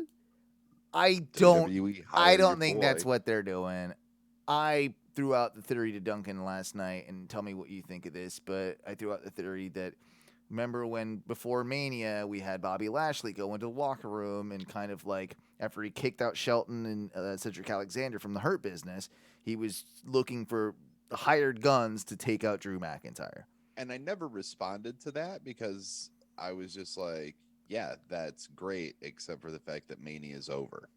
So what's it matter about taking him out now? He could still have a bounty on Drew's head. It could still be the same thing. He could. He doesn't. Well, Beat him. Yeah, he beat I thought him. it was like that's I thought it was telling that Retribution came in, attacked Drew, But after he won the match, you know, the triple threat between him and Braun and Randy. And at the end of the show last night, yeah, they came out, attacked Drew, but they didn't go and stand up. MVP came out, stood on the ramp. They didn't go and like stand next to MVP as like, hey, we're like aligned together. They stood at the bottom of the ramp while MVP was on the top of the stage, and that's what led me to believe that they're like a hired gun, not necessarily part of the Hurt Business, but a hired gun. Look, I'm MVP. I'm smart. Conniving, and I've used these guys to, beat you up, Drew McIntyre, and like I'm sicking these guys on you. I think that would make too much sense for Retribution. Yeah. Retribution came in to destroy WWE. But then they got signed by WWE. Ended up getting signed and selling merch on WWE, and then pretending and saying buy it on Black Friday because it gives them less money, but you're still going to give them money. So now, in my mind, the storyline with Retribution, because I have zero fucking hope for that stable, is they are doing this, and MVP came out and tried to claim he was in charge of it, but they were just doing whatever the fuck they wanted to do, and this storyline will go away sooner rather than later. I hope so. My whole thing with it is that I do not want to see Bobby Lashley versus Drew McIntyre anymore. I don't want to see it. I'm with you. We're gonna get one more, and hopefully that's the last.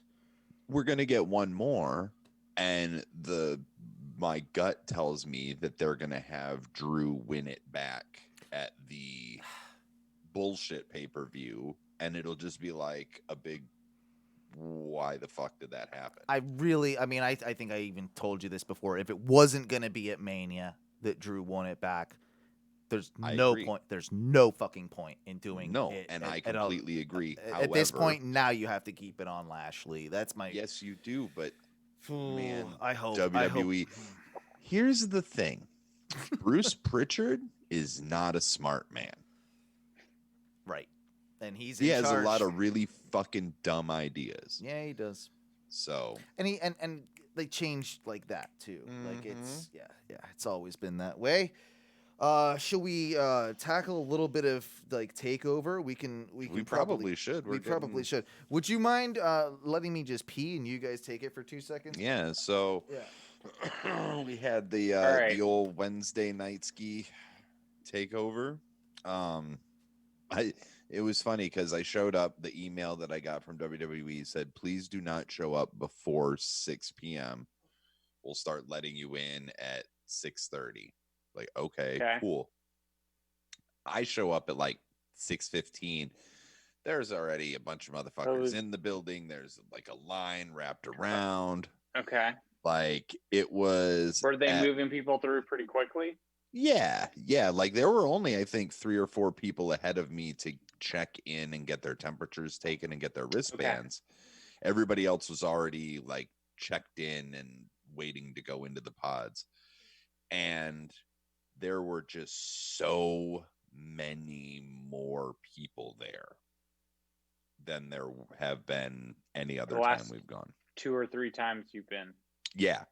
Like at minimum double, but quite possibly triple the amount of people. And aren't they talking about, or did they take down the pods?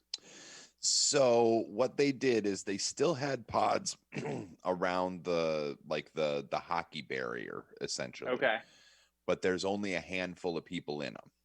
Then behind that row, they have, they keep a walkway, and then they built a riser that's just like, I think it's a 4-foot riser of just like regular stage decking or whatever. And it's standing room behind there. Okay. So the hard cam is facing the standing room, and then facing the entrance ramp is a set of bleachers that has a bunch of chairs set up on it. So it's just like, holy shit, there's a lot more people in here. So the pods weren't You gone. said more than double, right? They weren't gone, but close to triple. Wow. Like, So when we went, it was about we estimated what, between 60 and 80. 60 to 70, I think. Yeah. So Dude, I don't know if it doesn't. It makes perfect sense to me. I've been traveling a lot. I don't think I sent you guys the picture of a DIA the other day. yeah, Holy shit! It was the most insane amount of, like, even in holiday times, like in past years previous to COVID, I've never seen that many people. Wow. And now every single flight, like I was saying earlier, it's all booked. And fucking it's all booked. full. Like, Yeah. you Just can get cheap a red flights. eye, People and feel comfortable now. dude, Like red eyes are booked. So flights I used to take in the past 2 months, so 2-3 months ago, I would purchase a flight, and it was $150, $200. Yeah, Now it's like 400. $1,600. Woo. Economy. Good God, man. Holy shit! Wow. Yeah, dude, they're loading them up. No one gives a fuck anymore. No, and that was the thing. and Apparent they in were just- NXT. Yeah. Well, and that was the Yeah. thing about NXT. It's like when we went, they were just like, socially distanced, and you're still not 6 feet away from people. But with the pods and stuff, it felt Right. super But comfortable now, for us. instead of having like, the pod wall comes back like 6 Mhm, feet, 8 mhm. feet, it's just like, okay, you got a little like 3-foot Little barrier. Yep. wing. It's just now a glass Right. or a Right. window, plastic window. That's it. It's like, Yeah. you could like lean back and be like, "Hey, what's up?" To the next There were person. there were Yeah. people going back and forth the whole show, like just bullshit, like going, and talking to Yeah. people and whatnot. I mean, Duncan even said, he's like, yeah, I don't think you would have been super comfortable at this show. I do not. Yeah, I do not. yeah. And I love you And- to death. and but fair like, enough, I and also fair enough. know you. Yeah. And I also know me. And I also know that I had enough drugs in my system to be like, well, I can deal with this. And also, like, I've made friends with half of the And you people got the that- microchip now anyway, so you're... Yeah, exactly. Fully chipped up. We're good to go, man. You're fully chipped. Fully chipped. There you go. Double Fully down. chipped. My 5G only- is I'm fucking only- off the... I'm only one in. So. You're only one in. It's all right. Like, trust me, when you wake up after that second one, you're gonna look in the mirror and you're gonna pledge allegiance. I already have to it, Bill man. Gates, and I'm it's gonna good. be great. I'm going I this had- weekend. I had I had the COVID, but yeah, no, I got the one. I actually flew back to Colorado last week. So Nice. That's I'll talk awesome. about this That's later. awesome. But Yeah, I yeah, did it's it, not I did wrestling it. talk. I did it just to get the fucking vaccine, That's just because awesome. my number got called up. Good. Good for Well, you. fucking, Good I'm for glad you. did. So, with you going in person, Duncan, like, what would you have said? Like, what was your sleeper match, and what was your match of the 2 nights? Like, what was your sleeper, and what was your, totally like, wow, moment?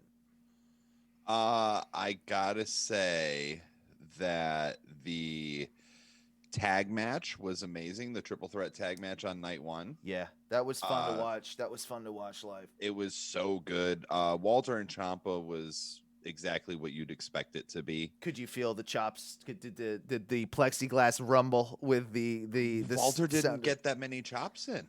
It was less. He definitely had a few, but He had a few, but Ciampa Ciampa got had most way of more. the most of the offense. And honestly, that the Gauntlet Eliminator, or not the Gauntlet, yeah,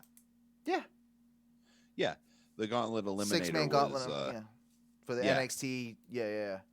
that was a really good match. The North American, right? Yeah, the 6-way. That was And I was a finally really good match. that one paid off with my kind of out there. Dude, that Thick Boy season was in for you. it was. What it was, MSK, by the way, was MSK being booed in person. Oh, so fucking hard. Because it's so interesting, right? Like, if you they didn't seem like they were coming across being booed Dude, on they the were network booing or on the Peacock. shit out of that. They were booing them so fucking hard, and they're being booing- presented way differently Of course they are. on TV than they are in person, which is interesting. And there were a lot of people booing Cross. Yeah, really. Yeah, like Okay. a lot of people booing Cross, and I'm just like, Maybe that's all the outside So- of the ring stuff. I will say, not trying to go back to the main roster, but I actually did turn closed captions on during Roman's. Oh shit. booing, right? The crowd. And so I thought that maybe, okay, they're now telling the story if you had closed captions on, right? And pushing this narrative. And I felt like, okay, I can tell what's happening now in the narrative.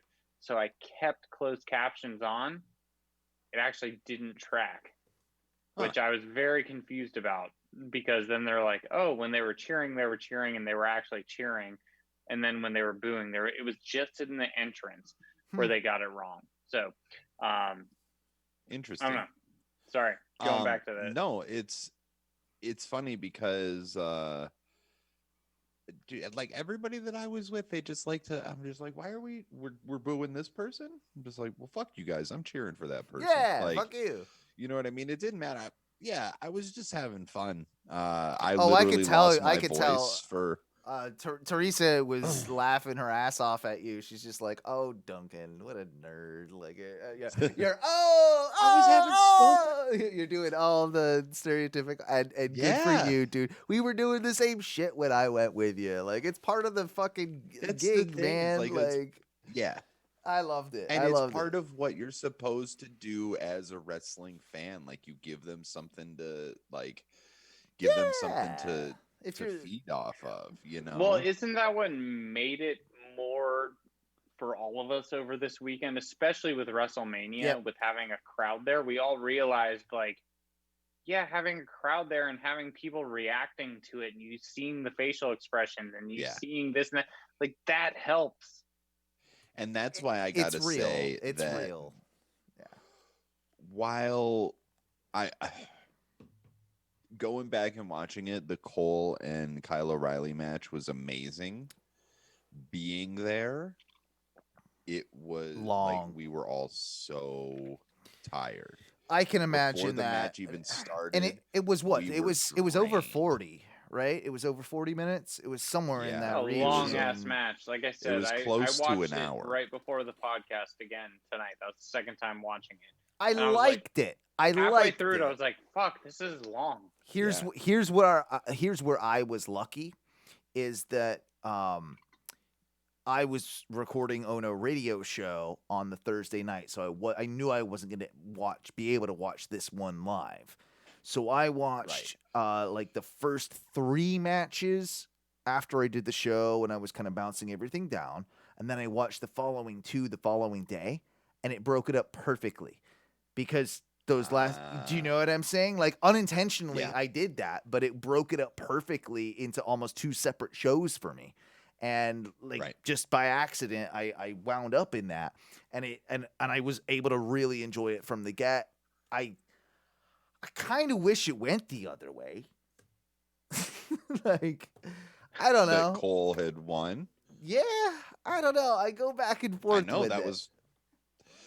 Yeah, it was good. I just it was such a good match. Those dudes left it all out on the table, and I do like Kyle O'Reilly denim jacket man, sleeveless denim jacket man. Kyle O'Reilly, aka I just got $100 gift certificate to Hot Topic. I kind of dig him. I kind of dig it. I love it. I have that same Misfits shirt in my closet. Whatever, it's cool. No, I mean, it is cool, but I'm just saying, like, we all have that Misfits shirt. If you like the Misfits and you own a Misfits shirt, that's the one you own. Fair. Match of the night. It was on this one. Yeah, you tell me, and then I'll tell you what I thought. I honestly think that Finn Balor and Karrion Kross had the best match of that night, and it might be because I had low expectations. I haven't been the biggest fan of Karrion Kross in the WWE style of wrestling so far. And I think he's maybe just not had the greatest opponents that have been able to there's just been no connection. Right. This finally felt like he had a connection with somebody, and there was some synergy with, like they were moving right. They were clicking. And when I saw him with the belt after the match, I really loved it because I truly do look at that guy now and like, now he looks like a goddamn champion.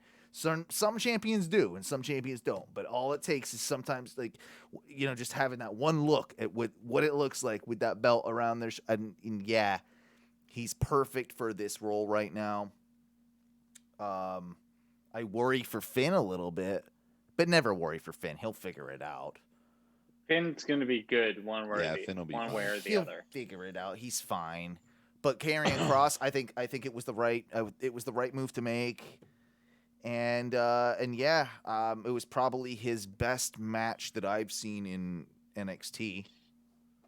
I got yeah, a little love from Karrion Cross, because people were booing the shit out of him, and I'm like, I don't give a fuck what you say. That entrance is baller.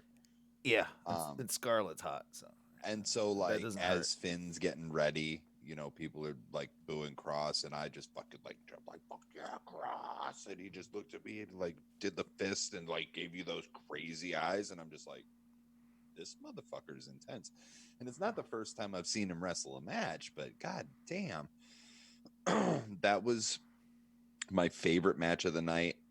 And then the ladder match was bad to the bone. That was the one. That shit was hard. Yep. Sorry, I didn't mean to jump in front of you. No, man. but that was literally what I was gonna say. Yeah, no, that match was awesome. That ladder match fucking got it. And literally 5 dudes in a row next to me are all wearing lucha masks. I'm like, you motherfuckers didn't tell me we were fucking right? I didn't get the memo. I could bring 18 sacks. I Santa have Claus You could have a bags, different one for lucha every masks. match of the night. You could be I have having a bag in the closet, Yeah. you dickheads. I of know. stuff that I don't even have to fuck with my display. It really solidified how great Santos Escobar is for me. Man, he's good. Yeah, good showing. Unfortunately, lost the title tonight, but him and I- Kushida are gonna have a hell of a good feud. Yeah, Because absolutely he's they are. gonna come back after it, or maybe just- they realize how good Santos Escobar is, and they're bumping him up to not just maybe the he's cruiserweight. maybe But also, Kushida and him are those matches are going to get better and better the more you have Yeah. them in the ring Yeah. with each other in front of people. Here's what I think you do. I think you put Santos Escobar in a feud with Johnny Gargano for the North American title. I love it. Fucking do it. You turn him think that face it's in the time. process. Doesn't even have to be face. He could still be that. He could Yeah. still be Santos Escobar, and He's Johnny confusing though because he Gargano brought and out Jay. his kid at the end. Well, but people are still going to, at least in that feud, in my mind, have that Adam Cole, oh, he's still a baby face, not a fucking dickhead, even though Yeah. he's a dickhead. You know what I'm saying? Right. People still love him, although they hate him. You know, Exactly. so I don't think that's what's happening, though. You can have the heel versus heel in that, and you're not gonna lose anything with either of them. Either way you go, you're still fucking going into it with heat on both sides. Yeah, no, you're right. You're right. I'm in my own mind. I said I don't think that's happening. I think what your guys are saying with him making a run for the North American Championship is exactly what they should be doing and will happen. What I was saying in my own mind was that no, that's not have him and Kushida have a long-term feud. Maybe have another match or something, but nah, maybe even not. Have him just get out of there. Have him and just move on. move on, right? Yeah. Do that. Ember Moon, Shotzi versus The Way. Fine. Good. It was Good, fine. It fine. had no hope. It had no hope of following that ladder match. No, how do you do and that, I felt right? so bad for them. I'm just like, Yeah, felt a little rough for that too. And then honestly, I'm like, why does Johnny Gargano still have the belt? I don't know what they're the doing with that. only They must be thing- holding it for somebody like that Santos Escobar. Like They must. Santos Escobar. They must be holding it for somebody in particular. Yeah. I don't know, but kudos. Overall, though, another great 2 nights of wrestling with Stand and I Deliver legitimately haven't lost my voice at a wrestling show in a long ass time. in years, or a show in general. So in tell years. tell the audience as well the little fun fact as somebody that got to attend. both, and if you attended both nights, what your super special secret prize was. Oh yeah, so like dude, the main event dragged on, and as soon as the 1, 2, 3 happened, a bunch of people just hauled ass outside. Right. Okay, fine. I waited Fucking the normal. fucking marks that just give me my thing. They were still waiting in line when I got out after being a normal human being. And Let just everybody waiting. pile out and get. Yeah, and like waiting for them to finish, and like waiting for them to finish. Yeah, if you don't know what we're Adam talking Cole. about, it's the, Like the house. if you attended both nights, you were gonna get a what was it, a piece of It's a merchandise, special merchandise item is commemorative what they said. merchandise item or something, commemorative Yeah. item. And So so, everybody's like I rushing was out. waiting. Yeah, everybody's going to get it, and I'm just like I'm waiting for them to finish putting Adam Cole on the stretcher and do all that, dude. And then like Shawn Michaels runs out and Gives you a too was like, sweet and like yeah. Hits me with the sweet chin music, Yeah. slaps his leg, gets it fine. And then my dad, Triple H, comes out. yeah. And he like, you know, it's just a big concern for Adam Cole selling. Is the Daniel storyline. Bryan my dad? Sorry, is he? Daniel Bryan might be He your might dad. be Are my you? dad. But you're not an annoying vegan Dude, dickhead. he's I like a think- weird brother-in-law, and you guys like No. swing in the jungle and You know or who- something. Like I no. think that's what's happening. Sami Zayn. Yeah, is- he's probably my dad. Yeah, Sami Zayn is who you like. If you're getting genetics from anybody, it's gonna be from Sami. Yeah. I think. Like, Keep telling your But story you though, accept please. you accept Daniel Bryan as like somewhat of they're like a step brother. Yeah. And like you guys like maybe eat mushrooms together and like hang out in the jungle for a little right, bit. exactly. I'm letting the hair down. I'm letting the hair down.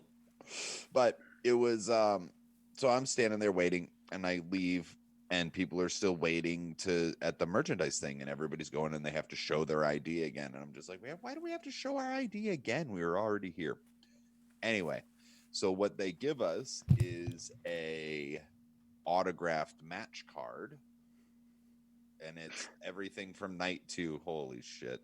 I know. Look at this guy. I can't even with you.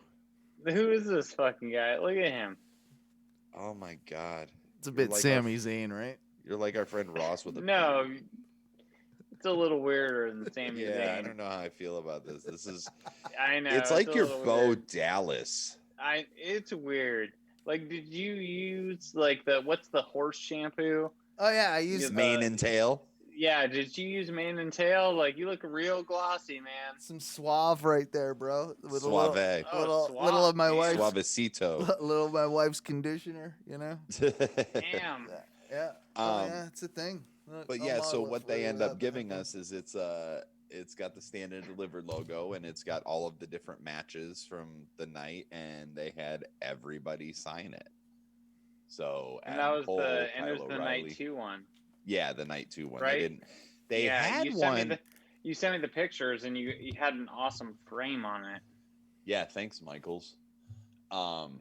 So they did at the end of night 1 have one of those. Like they were selling the autographed ones for $100, and then they had the non-autographed ones for Really? $20. Yeah.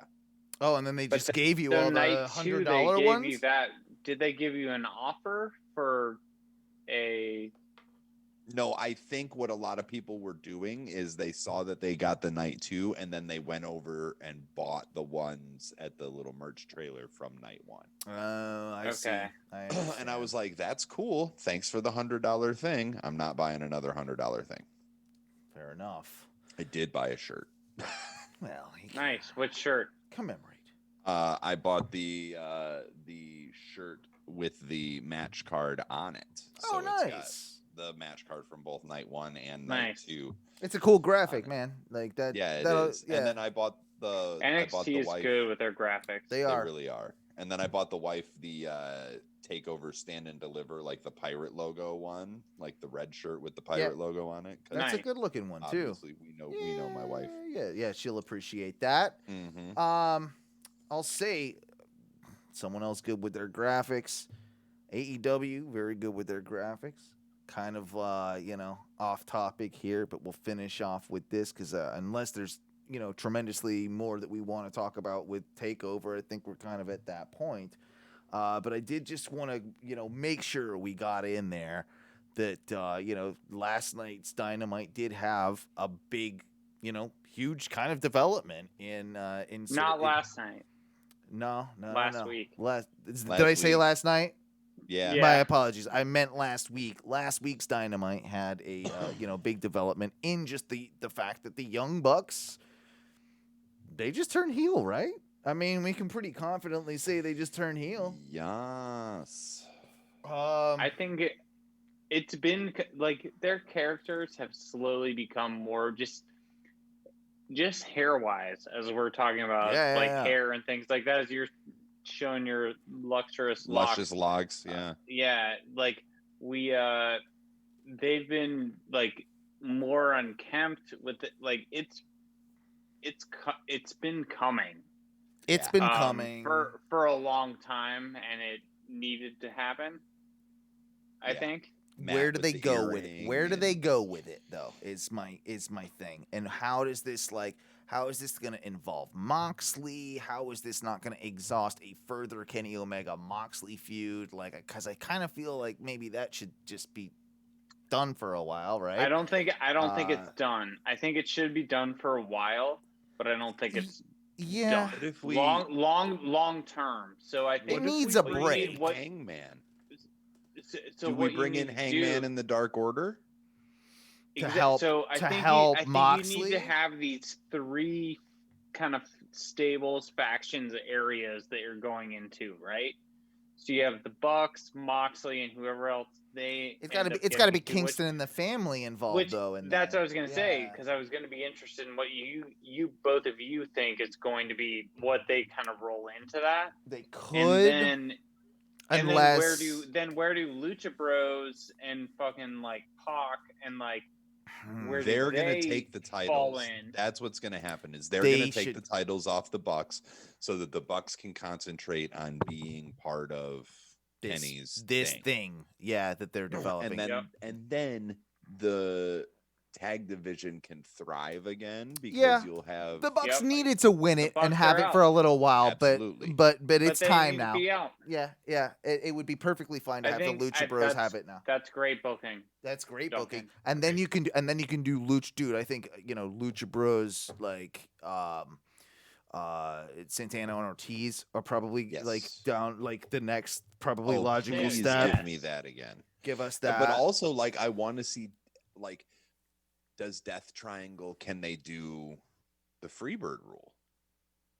They should be able to. And then give them give Death Triangle and Jurassic Express, like give that whole thing, and like you don't know who's showing up, and you could do it.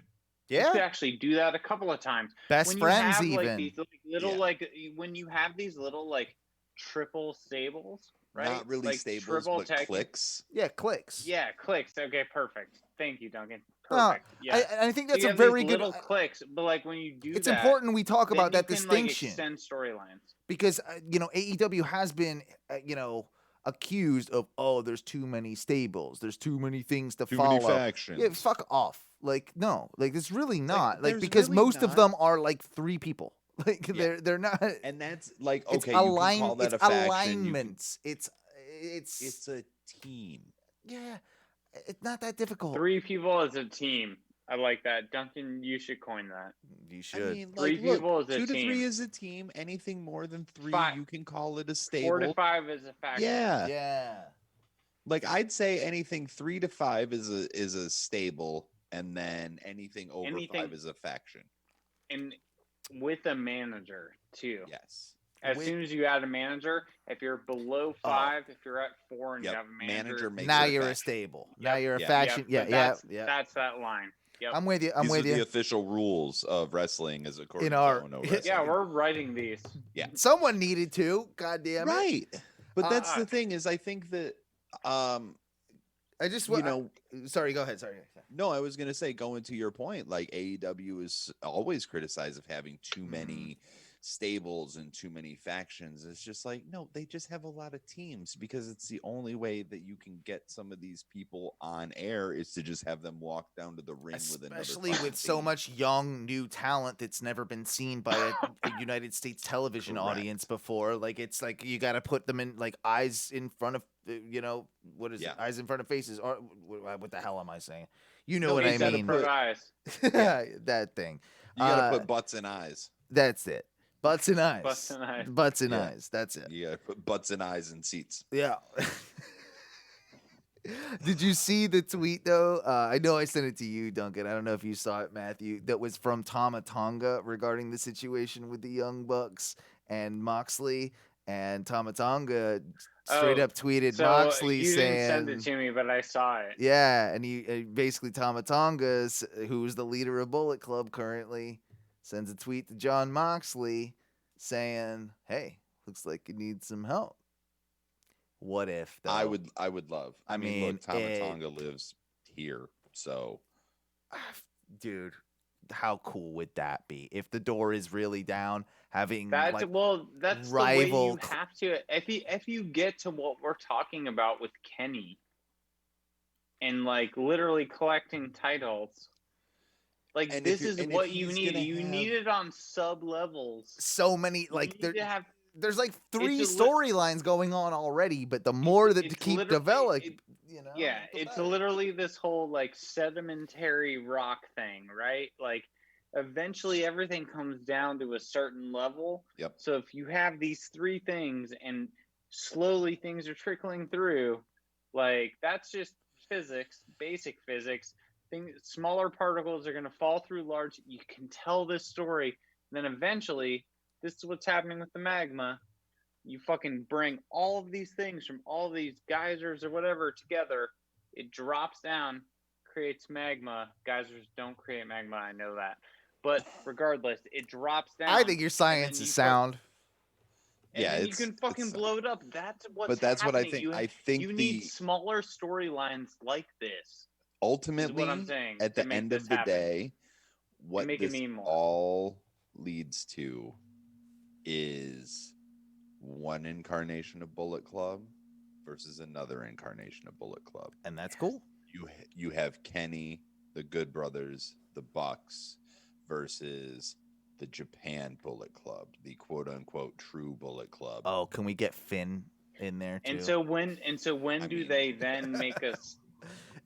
We can only get so hard, but yeah, I mean, if they were, I mean, it'd be the perfect time for him to not sign a contract and hop over and do that. It would be, but it also makes me think: when do you then do this separation of like? When you do 2 Bullet Clubs, right? Can you then extend the story? Like, are we at the point with like meta and like all of these things and like being able to do things on YouTube and being able to do all this? That like now it's like it's that kind of bizarro version, or it's like 2 realities. Yes, you like can. like you just tell the story that it's because we all know we're watching something, right? It's like when I sit down and watch something that Marvel made or like fucking DC, right? Sure. Like I suspend disbelief. Yeah. I fucking engage in it.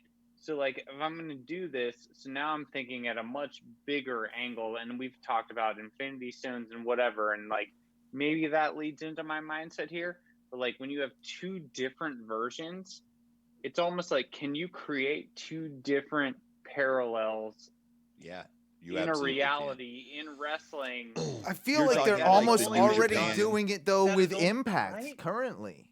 Yeah. But it's only been done fucking really Yeah, without live like audience. in recent my yeah. my whole Amazing thing thing is to why do. can't you? Like I think that it's True. the easiest Yeah. thing in the world to do, especially with New Japan. Like It's right, doing like it in New front of Japan's people, got their in front storyline. of live people. That's the only thing I think that holds you back. I don't And even I think now, that. and I think they can do it. I think they can do it. I don't think, and I agree. I don't Well, think and that's Daly's place has that's the already only thing. announced that they can do full Full capacity shows at Daly's place for Yeah. AEW. Like they're there already, and that's We've looked it up before. I want to say it's 4,000 or 5,000, maybe. Yeah. Something like that. And they So typically do like 2,500, like because the top Dude, they're top gonna. bowl. Dude, that's it. You're done. Yeah. You're done. In Florida, anywhere. Texas Rangers just had 40,000 people or something. Yeah, they already topped the like, a Super game? Bowl. They already topped the Super At a Bowl. game. Or At a game the and other day? Mania. But whatever. If you're literally putting a 0% capacity, so now Anybody you can set go. the standard. No one needs to set a capacity. I above want to. that. I want to do this. I want to do this thing. Just quickly before we get out of here. I think we've done long goddamn enough for you listeners. We've done plenty, but this, of course, with WrestleMania week is always kind of like the week of change as well, and like the rebirth, right? Like it's the spring. It's like that whole thing with it's the restart of things moving forward. So I'm gonna ask you, and I will do this rapid fire, and I'll throw it to both of you. First word that comes to mind with this as opponents moving forward. I was going to do Lashley, but we all know it's Drew. If Lashley retains, who do you got after Drew for Lashley? I had not thought about that before right now. yeah, I hadn't either. AJ's good. I was going to... shit. AJ's with almost. Never mind. That's true. What about... fuck. It's tough, isn't it? It is tough. Because nobody comes to mind. Like, I guess... Riddle challenged him the other night and got beat. But and got his ass whooped. But I suppose you could do that. You could maybe go with a Keith Lee if they ever put him on television. I mean, who wouldn't want to see a Lashley-Keith Lee match? I would love to see that. Or are they saving it for Brock? Are they saving the whole thing for a gonna... Brock Lashley deal? They're saving it for a Brock thing. It's going to be Brock Lashley at SummerSlam. Oh, yeah. Yeah. That's probably right. Yeah, there you go. Well, that's the answer. That's the answer. We just answered the question, really. Yeah. But you got it. But he's got to get through some matches before then. Yeah, he's got to get through. He's going to do Drew, and then he'll, like, some other random jabron will come up, like Braun. Yep. And then they'll do Braun, him, and he'll still win. Yeah. And then it gets to Brock, which is that super match. Bianca. Bianca. I think you have Io Shirai come up to the main roster. Immediately challenge. That was... Yeah. I'm in for that. I also wanted to point out, too, I saw an infographic of this earlier today, and it just was the first time it set in my head. Every single champion except for one is a heel. Mm-hmm. Every single champion except for Bianca Belair is a heel in the company right now. Yep. Well, I guess now with the Cruiserweight one, technically, I mean, Kushida's pretty face. MSK. Yeah, I guess I'm not. Well, I guess I'm not including NXT really, but yeah. So yeah, Bianca, I like that call with Io Shirai. That's a really good one. What about Roman then? That's my final one. I don't really care about any of the others, but I just wanted these three. Roman. Here's the thing. They're going to have to feed him a lot of people. I don't want him immediately. I don't want Cesaro immediately getting fed to Roman.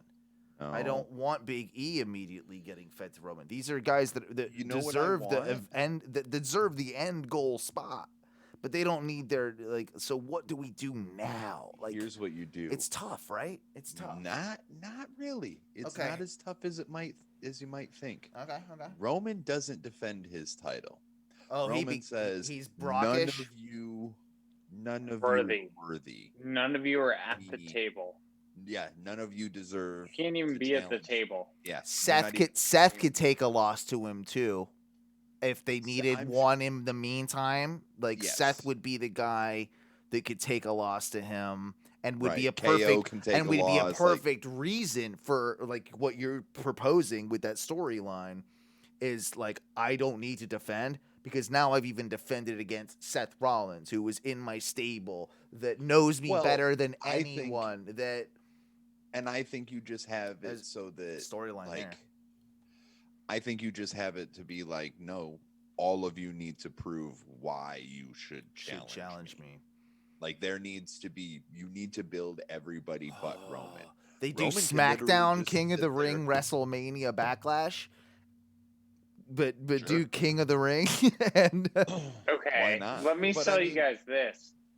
Baron Corbin. yeah, For Corbin will Roman. eat some losses again. But we did that not too long ago. We did That's dog the thing, food. we've They'll done do it in the interim of everything. all this because what we're saying is what they should do. What Duncan just proposed is 100% Yeah. what they should do. They need to have him say, hey, like, he should go on a fucking killing spree right now and do 2, 3, 4, 5 people in a row and just be like, hey, just murdered you because those people would take it, right? Like, they could take it. They also don't have like a invested storyline, so it's like they could pop in really quickly. They were in the wrong place at the wrong time and got a match. He You know should what I'm do a saying? gauntlet thing where he starts makes and it has long. 5 mid-carders come out one by one that he pins. Like mid-carders, upper You mid-carders. could do Something do like something that, like where that. he You just just don't destroys the have to Ross. state it. You just don't state it, and then he says he's done. To Duncan's point, like he just That's says, a genius "Hey, idea. no one's worthy, right? Like Yep. no one's worthy. I beat the fuck out of these people, whether they were mid or mid upper card, like whatever. Like it happened. Like they were in the wrong place at the wrong time. A match happened. I beat them, right? Yep. Until there is somebody that is at my caliber." That is the best way to write that story. Duncan, you fucking hit the nail on the head. did. Like you literally just say that is and that makes you so much fucking stronger Mhm. as a Dude, character. if all Roman Reigns does is come out and sit in his chair and be like, and like And I think- judge people. Right? And the first night, like I think you even like I mean I saw when he was standing there when they were doing the not national anthem but America the Beautiful, and Vince was doing his thing. He's wearing that Paul Heyman pinstripe. Oh, he like, look you know what I'm saying? sharp Like, as he fuck. Sharp as fuck, which is like I don't need to do shit. Like No. that's that mentality, that like mobster, I'm at the head of the table. Like I don't need to do shit, but when I do shit, it's going like to And- make yeah. sense. And then there's going And to I think that probably leads be into the okay. So Usos. think about this Survivor Series. By that point, we've had SummerSlam, right? We get SummerSlam where you can start potentially, breaking the family. where then this makes sense in my mind. Lashley drops it to Brock. Survivor Series. Brock Roman. Universal Belt for belt. WWE. Belt for belt. They're not going to do belt. Don't for think belt. so. I'm No. thinking. I mean, it's risky. You're right. That's I'm They thinking you can't. bring- They I'm can't. thinking well, you do maybe the belts aren't on the line, but it's just a fight between the two of them because of the history with the Paul Heyman I don't angle. think they're you not. could, you gonna could waste tell that on- story, but You can, but they're not going to burn that on anything but WrestleMania. I'm gonna say you let Roman be fair. the head of the table. You do the Parent Trap thing with the Usos. I'm giving WWE I love that way you too call much it that. credit for this. yeah, You do the Parent Trap thing with the Usos, right? The Usos take out other motherfuckers, creating other feuds, which will then evolve into bigger storylines. Eventually, the Usos are with Roman. That eventually breaks, possibly at SummerSlam. But I think maybe you start seeing the fracture at SummerSlam, right? To Owen, to your point. And then you have one Us, whoever else is left, the other Us, and fucking Roman. And then you have The Rock and fucking Brock Lesnar on either side. Ugh. And you have this huge fucking story where you have the Brock. the Brock, yeah. The Brock The says, the Brock on says, one side, the Brock Lesnar on the other side, fucking Roman, one Uce, and someone else. What does the Brock say, by the way? What does the Brock say? Whatever a baby gorilla makes, that's the noise that Brock makes. It doesn't matter what the Brock says. I do like your point. That being said, I think it's time we get That out would of be here. a We great did a book. long ass show. I'm not gonna lie. You would sell a lot of tickets if you had the Brock, fucking Brock and the Rock. on the bill. If you had the Rock and Brock versus each other in stables with Roman Reigns and Usos underneath it, I'd watch it. I'd definitely watch it. Guys, anything Just else you want to add before we get out of here? No, I for think the I evening? ended on I the think fucking we high ended note. on a good note. The only other little thing is that this motherfucker Sam Roberts actually made a good point for once. This podcaster Sam Roberts is listening to his thing. He annoys me He's and a Duncan. twat. He's our Fucking We he's hate our- booed him at the Yeah, pre-show. Don't worry. We boo him, and he's our arch enemy. But he did make a good point the other day that RVD should be Matt Riddle's manager, and I was like, you know what? I'm here for that. I'm all right with What it. if they both forget the promo? Exactly. That would be half. That would You be got the RVD rolling papes, bro. I can't believe it. So when he said that, I Oh was like, god, we "Is started him up WWE again. selling weed right now?" I Yes, was like, that's it what he sounds like they're does. selling weed. Look, I 'Cause pitched when it a he few- mentioned the rolling papers, I was like, WWE's selling weed. Yeah, I pitched it a few weeks ago. Superstar CBD. it's happening. Like- You watch. Superstar CBD is good. Superstar name, CBD. too. You're gonna have like a John Cena. You can't see me. Oh yeah. Yeah. A go to Roman wow. Reigns. Oh man, if CM Punk was still there, a go to sleep. He would never allow it. That I fucking know. nerd. I know.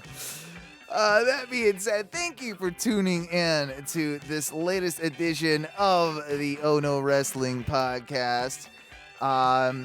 We've had a lot to cover, and hopefully we got through everything. Hopefully next week we can have a little bit more of a Can I just sit back and relax and talk about wrestling for, God, I hope without 10 hours of goddamn it, like going on? Oh, I gotta watch two shows. I only have one show to watch tomorrow. That's amazing. You're watching a show while you were podcasting. I was watching a show while I was podcasting. Yeah, exactly. Duncan, you are, of course, the Le king of bong champion. style and the new Le Champion of Oh No I'm gonna Wrestling. Enjoy this moment while it's fleeting. Dude, enjoy it as I'd much rather as you be can. you than Owen. Don't tell him. You'll Oh, watch. my God, You'll Concept watch. Inspired. Yeah. I'm the one with the supernatural powers around here. First of all, that's horseshit, and you know So that it. means you job. Yeah, it means I job and control the. counts. Well, my supernatural powers include playing music and Vader. Yes, and making Yeah. making the reverb sound when I Yeah, say shit yeah. like Revolution. That should be the name of your cult. Revolution. Oh, Revolution. It's not a bad idea, actually. I'll get on it. Thank you, everybody, for listening. Please check us out if you're listening on the podcast to our Twitch broadcast. We typically do this on Tuesday nights around 8:30 p.m. Eastern Standard Time. OhnoWrestling.com or Patreon at patreon.com/ONRS. If you ever want to leave us a voicemail, you can do so at 407-906-6466. Of course, check out my parent show, cousin show. I don't know what the hell Check you out want to Daddy. call it. Over at ohnoradioshow.com. We do a comedy broadcast that's nothing about wrestling that you might enjoy. ohnoradioshow.com. Same Twitch channel on Thursday nights, 8:30 p.m. Check out ohnomedia.com for all these sweet video intros that we can produce for you and all sorts of broadcast help. Ladies and gentlemen, we're signing off for, of course, the modern day Maharaja, the King of Bong Style, our champion, and myself, Owen, the Sharp Break Kid. And what do we say when we get out of here, boys?